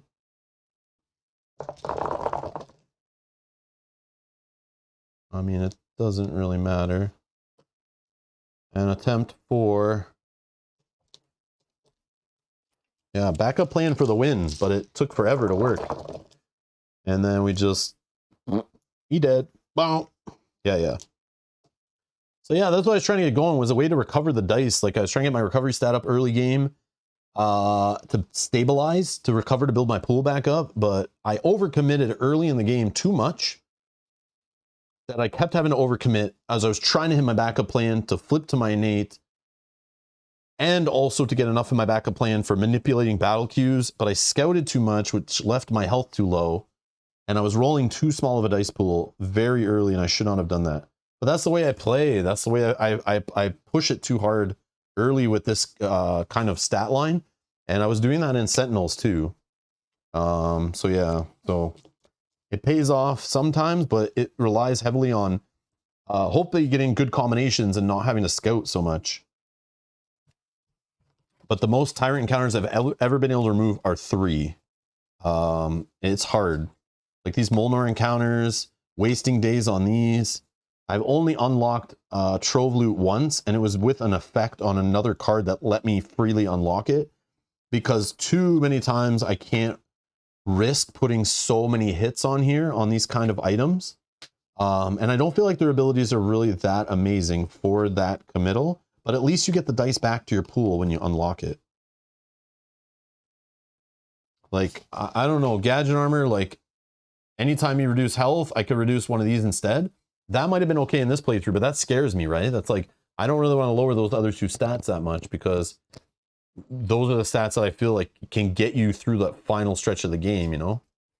But I mean, if those moments where I really screwed up and I lost health, I could have instead just took away a recovery. Yeah, that might have been a better play. But again, I need to commit hits to these, and they sit there until I get enough. And that means I'm not putting them on baddies, so... yeah, you're gonna have to like take a few hits to get this unlocked, you know? There are no difficulty ratings on the Tyrants. There is no recommendation in the rulebook about what Tyrant to play first. I feel like they're all probably around the same difficulty, because they're all just tied to the amount of Tyrant encounters you have in the game. That is how the difficulty scales. So all the baddies are super easy if you can get rid of all the Tyrant encounters. That might leave you in a really bad spot, so the Tyrant might be really hard, because you've expended so many resources trying to get rid of them. But if you want to make it harder, just start adding more, you know, more Tyrant encounters into the game, and that'll make the final boss, no matter which one it is, harder. So I feel like there's no, like, yes, one Tyrant might be easier with a certain gear lock and a certain combo of items and things, but there's a lot of luck based there on what shows up when. So I feel like the difficulty scaling is only in these Tyrant encounters, really. I think that's how it is. Yeah, there's no rating on the Tyrants. Like I've played 3 different Tyrants, and they all were definitely challenging with like 1 or 2 of these cards, but weren't that bad. Like getting there was harder, I feel, than the Tyrant fight, which that's how Too Many Bones feels, right? If you build up enough and get the right dice and the right stats and plan for the Tyrant, you'll have a better time in that final fight. But if you limp over the finish line and get to that final fight with nothing and you're not ready for it, yeah, you might as well scoop. You're gonna get smashed unless your dice luck is through the roof on that final fight, right? It's all planning and preparation. But yeah, so my thoughts. So there's a full playthrough. At least we got through a Tyrant. We got to see it. Yeah, I had to make one little correction on my poor decision making there to fix that, but yeah, so it's like Too Many Bones, traveling Too Many Bones, basically. We have items we grab along the way. We got Trove Loot, like I said, Molnors. We got the 5 and 1 point baddies. And it's cool, their effects actually kind of link to their effects in Too Many Bones. Like they mess with your dice in the way you would expect them to. based on this game's rules, like they would in Too Many Bones, or, you know, like the poison guys banish dice, you know, things like that. Like they reduce your dice pool, like, you know, hurting your weapons basically because of their acid or whatever. But yeah, it feels like Too Many Bones, like you're making the same decisions. You're messing around with the battle queue. You're deciding when to fight, or whether to take on encounters. And it's like that fine balance, and it's cool, like the line of play. Like even though you can scout 2 piles, like I can choose between 2 5-pointers. But I had to spend a time scouting instead of healing. And again, if I picked a different gear lock, I probably wouldn't have been in such a risky spot all the time. But then again, my recovery might have been lower, and the way I play, the problem is the battle plan, the backup plan, just like in Too Many Bones, I rely on that heavily. I love that mechanic in the game. I love how I can use misses there, but like there are spots where that is the solution to the puzzle, is to get misses on there, and you're not rolling those misses. But then the hits you can't apply to those baddies because it doesn't work out. Like, you know, in this situation, it's interesting. So it's like it's all a puzzle. And yeah, I love it. I definitely like this a lot, but it might be like I think I like this one better than the Solar Sentinels. But again, Solar Sentinels does a great job at getting you into the system and not being too crazy, but I still love that. That one was awesome. But this, as a Too Many Bones fan, you can tell it was built with Too Many Bones in mind, to stay within the 20 strong system, but still feel like you're playing a miniature, solo only, pocketable travel version of Too Many Bones, really. Like, I'm still trying to get backup plans going. I'm still trying to unlock troll loot. I'm still having annoying baddie combinations come up. Yeah. And I love how I don't have to sort through 3,000 chips to find the baddie types I need for the fight. I literally just shuffle this deck up, and there's my 5 points ready. And it's not tied to the Tyrant. So I thought it was when I first was looking at the components. I was like, oh, I have to dig through this deck every time I'm playing a certain Tyrant and get certain baddie types. But you don't have to do that. You just literally pick a Tyrant, pick a gear lock, and shuffle up your stacks. You know, take random 4 Tyrant encounters, shuffle them in here, and you're good to go. Boom. We're now ready to play. Easy peasy. Love it. Love it. Yeah. But yeah, definitely you can change it up. The replayability is there. As you guys saw, I just did 3, like obviously we lost early on the first 2, but I shuffled it up. And the beginning of each one of those games was like a totally different foundation to the game. Like just having a different encounter to choose, on different days having different combinations. But just imagine you switch out your gear lock, right? So we could switch out and put patches in, and at the start of each battle, we get a free heal. So this is completely opposite. This one, he's more solid. And then it says, if your health is reduced, you may recover your weakest die. So it kind of makes up a little bit for his crappy recovery stat. But not really, right? So if I don't see ways to increase my recovery, I feel like patches would be a little rough start, but at least he would survive getting hit a few times, you know? During the apply dice step. So you could pop 1 backup plan for an E-cell to change all hits to crits on unapplied dice of the color matching the die exhausted. That's interesting. So I can lock up a purple there and change a whole bunch of purple hits to crits. That is powerful, I think. Trying to get that purple mist to lock it in your backup plan. Yeah, that's easier said than done. Game stats. Rob 1, 20 bones 2. Oh yeah, on stream, yeah. But really it's 3-2. But it should be 5-0 if I slowed down and read everything and didn't get greedy. I got greedy so many times on stream. I shouldn't have done that. So we got Nugget, who's a treasure seeker. You may treat instant rewards as items that you can shoot off one time whenever. Keeping them in your inventory until you use them. That's super awesome. Backup plan is Longblade. During the commit dice step, unapply a die on a defeated baddie, placing it with your other unapplied dice. The commit dice. So it allows you to be more flexible when you need to pull off ones. So like if I rolled a crit on my like second attempt, I can put that on a baddie and pull off a single hit if I wanted to use that in a future roll, I guess. So that way, if I needed like certain dice for other things, or I was trying to get my backup plan going, and I need to pull off like a different color die off of a baddie, and I want to put a different one on. So it lets you be more flexible. Gasket. I don't know about that. One recovery, or one strategy. That one strategy, I don't know. Like you have one attempt, and then you're getting smashed with damage, and then you're recovering 3 dice and trying again. At the start of each battle, you may swap one 1-point baddie in the active area with the top card of a 1-point stack. So after you've taken a 1-point baddie, or 2 or 3 of them, you then can switch them with your scout pile or your active pile, or whatever, the main pile. If you don't like what combos have kind of been made there. Backup plan. When you would gain an instant reward, forgo it and gain a health. I don't know about this guy. What's he do on the back here?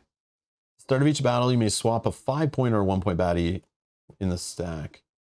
So this guy kind of like helps you with scouting, like kind of like get out of those sticky situations. Interesting. I don't know, man. I don't know. Then we got Figment. Innate. Time Adept. When you scout during the cleanup step, you may scout up to 3 times. Oh, this guy is really sent. Oh, man, look at this. 2-2-2. Probably should have played as Figment. He seems a little more solid. And then I can scout less during the game and build more favorable turns.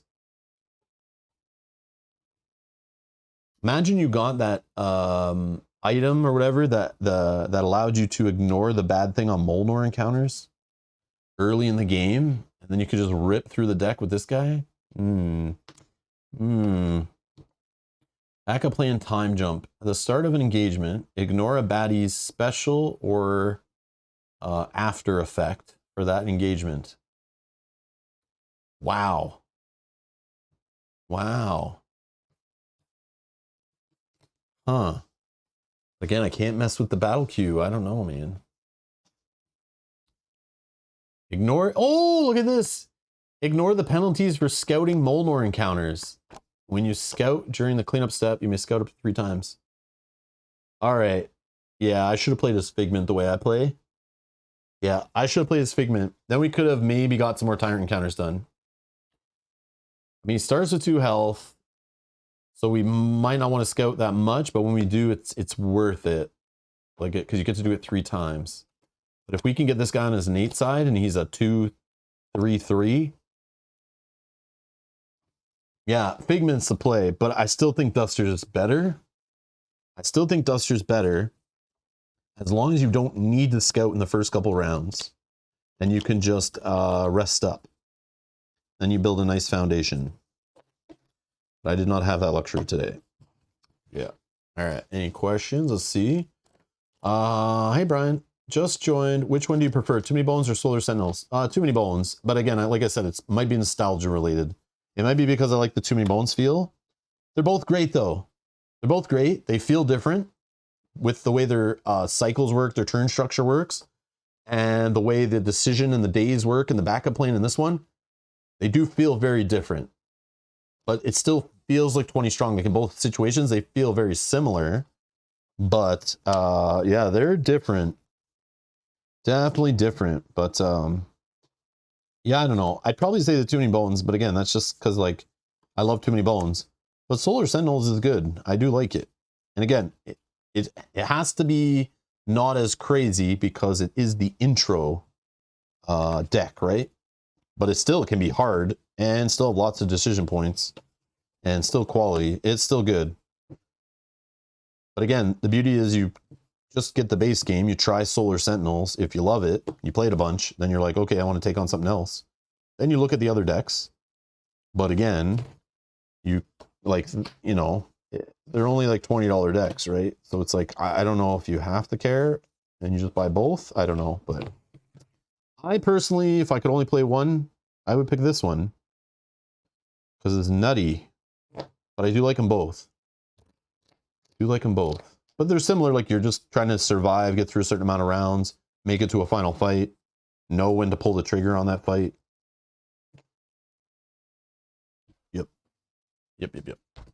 Yeah, the Hoplite Mox one, I haven't even opened it yet. Maybe I'll play that one next week.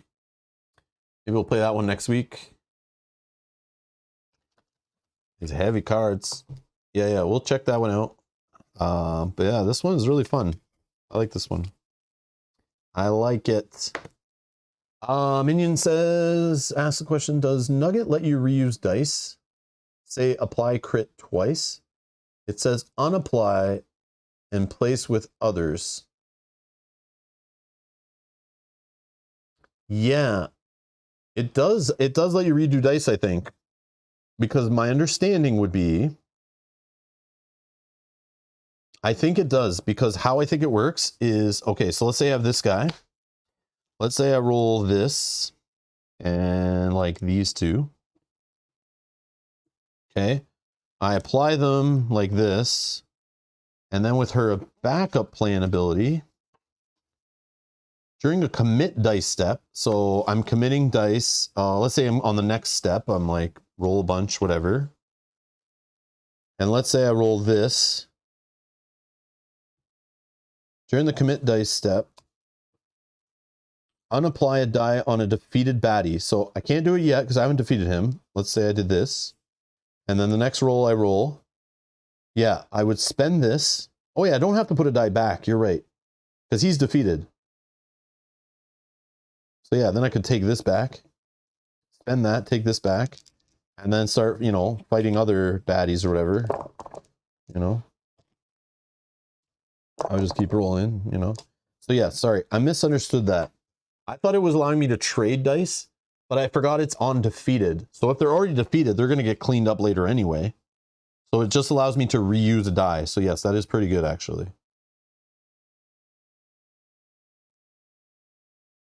I still have to oh no, placing it with your unapplied dice. Yeah, so I think I could. I think I could have done this. Like, so here's my roll, you know. I think I could use that backup plan, you know, spend this to pull this off and put it like here, because it goes back with, it says place it, right? So I'm still in the commit dice step. It says during, so I think I can like pull this off and then like recommit it. Yeah, I think that's what's happening. Yeah, I don't need to re-roll. I'm thinking it was like after, but it says during, and it says unapply it off a defeated, and then it says place it with your other unapplied dice. So I'm still in the process of applying. Yeah, there is more to that than I initially read. When I read it, I thought it was completely different. Yeah, you're right. Yeah, you're right. Wow. Okay. I like Nugget. Nugget's good. Yeah, that's cool, actually. Yeah, that's cool. Huh. Trying to think how this playthrough would have went different with that, actually. But again, that one recovery. And remember, we have to get misses on here to spend to even do that. But yeah, I want to flip her as fast as possible to get that extra recovery. Hopefully get some baddies with recovery. I don't know, man. But yeah, that's cool. Yeah, that's cool. My question is, yep. This is part of the commit step. Yep. Anyways, there you go. That's too many bones. We had a little rough start. We risked the biscuit and didn't pay off. But we got there. We got there. So yeah, I'll try the Hoplite Mox one in the future, so stick around. When and if I schedule it and play it, it'll be in the playlist that's down below in the video description. Our next stream, I think, right now that's scheduled is just recently Snowdale Design, their next game's crowdfunding campaign just started for Peacemakers, Horrors of War.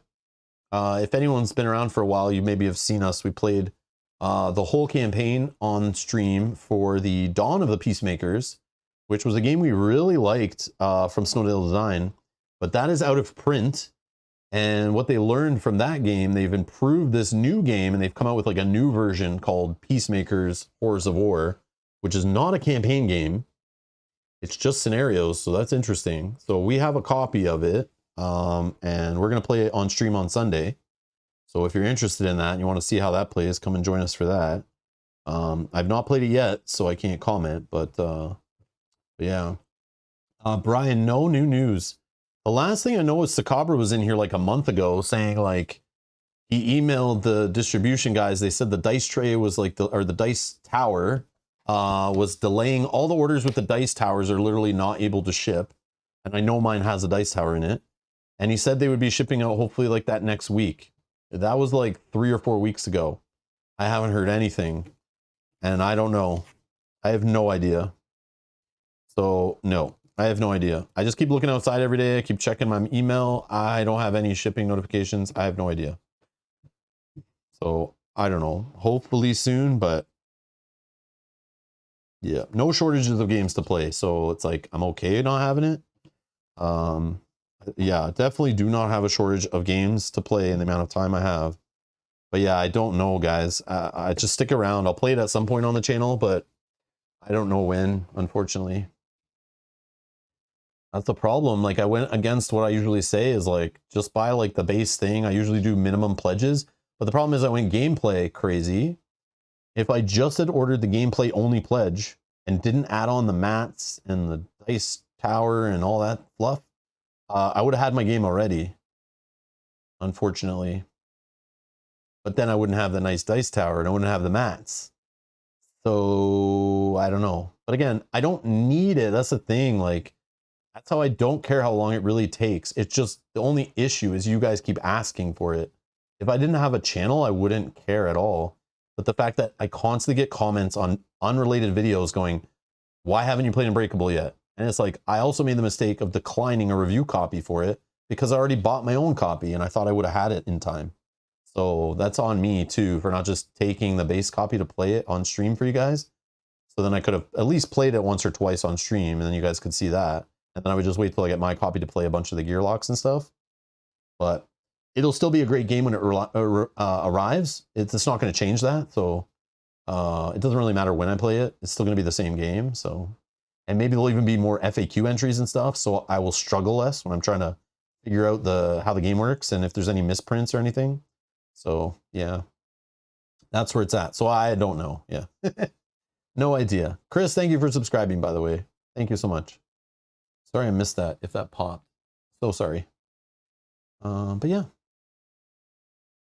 Anyways, I think I'm gonna get out of here. Thank you all for watching. Thanks for hanging out. Thanks for the support. Thanks to Chip Theory for providing this copy to play. I appreciate it. Again, if you want to see more 20 strong, hit that subscribe button, stick around, all that jazz. But yeah, if you want to see more Too Many Bones like it's being discussed, if you want to see the Big Daddy version of this game, stick around to the channel, or if you can't wait, just check out the playlist section, because we have like hundreds of hours of Too Many Bones on the channel that we played before, so you can see that there too. But anyways, thank you all for watching. Thanks for hanging out. Thanks for playing along, and I'll see you in the next stream. Bye-bye.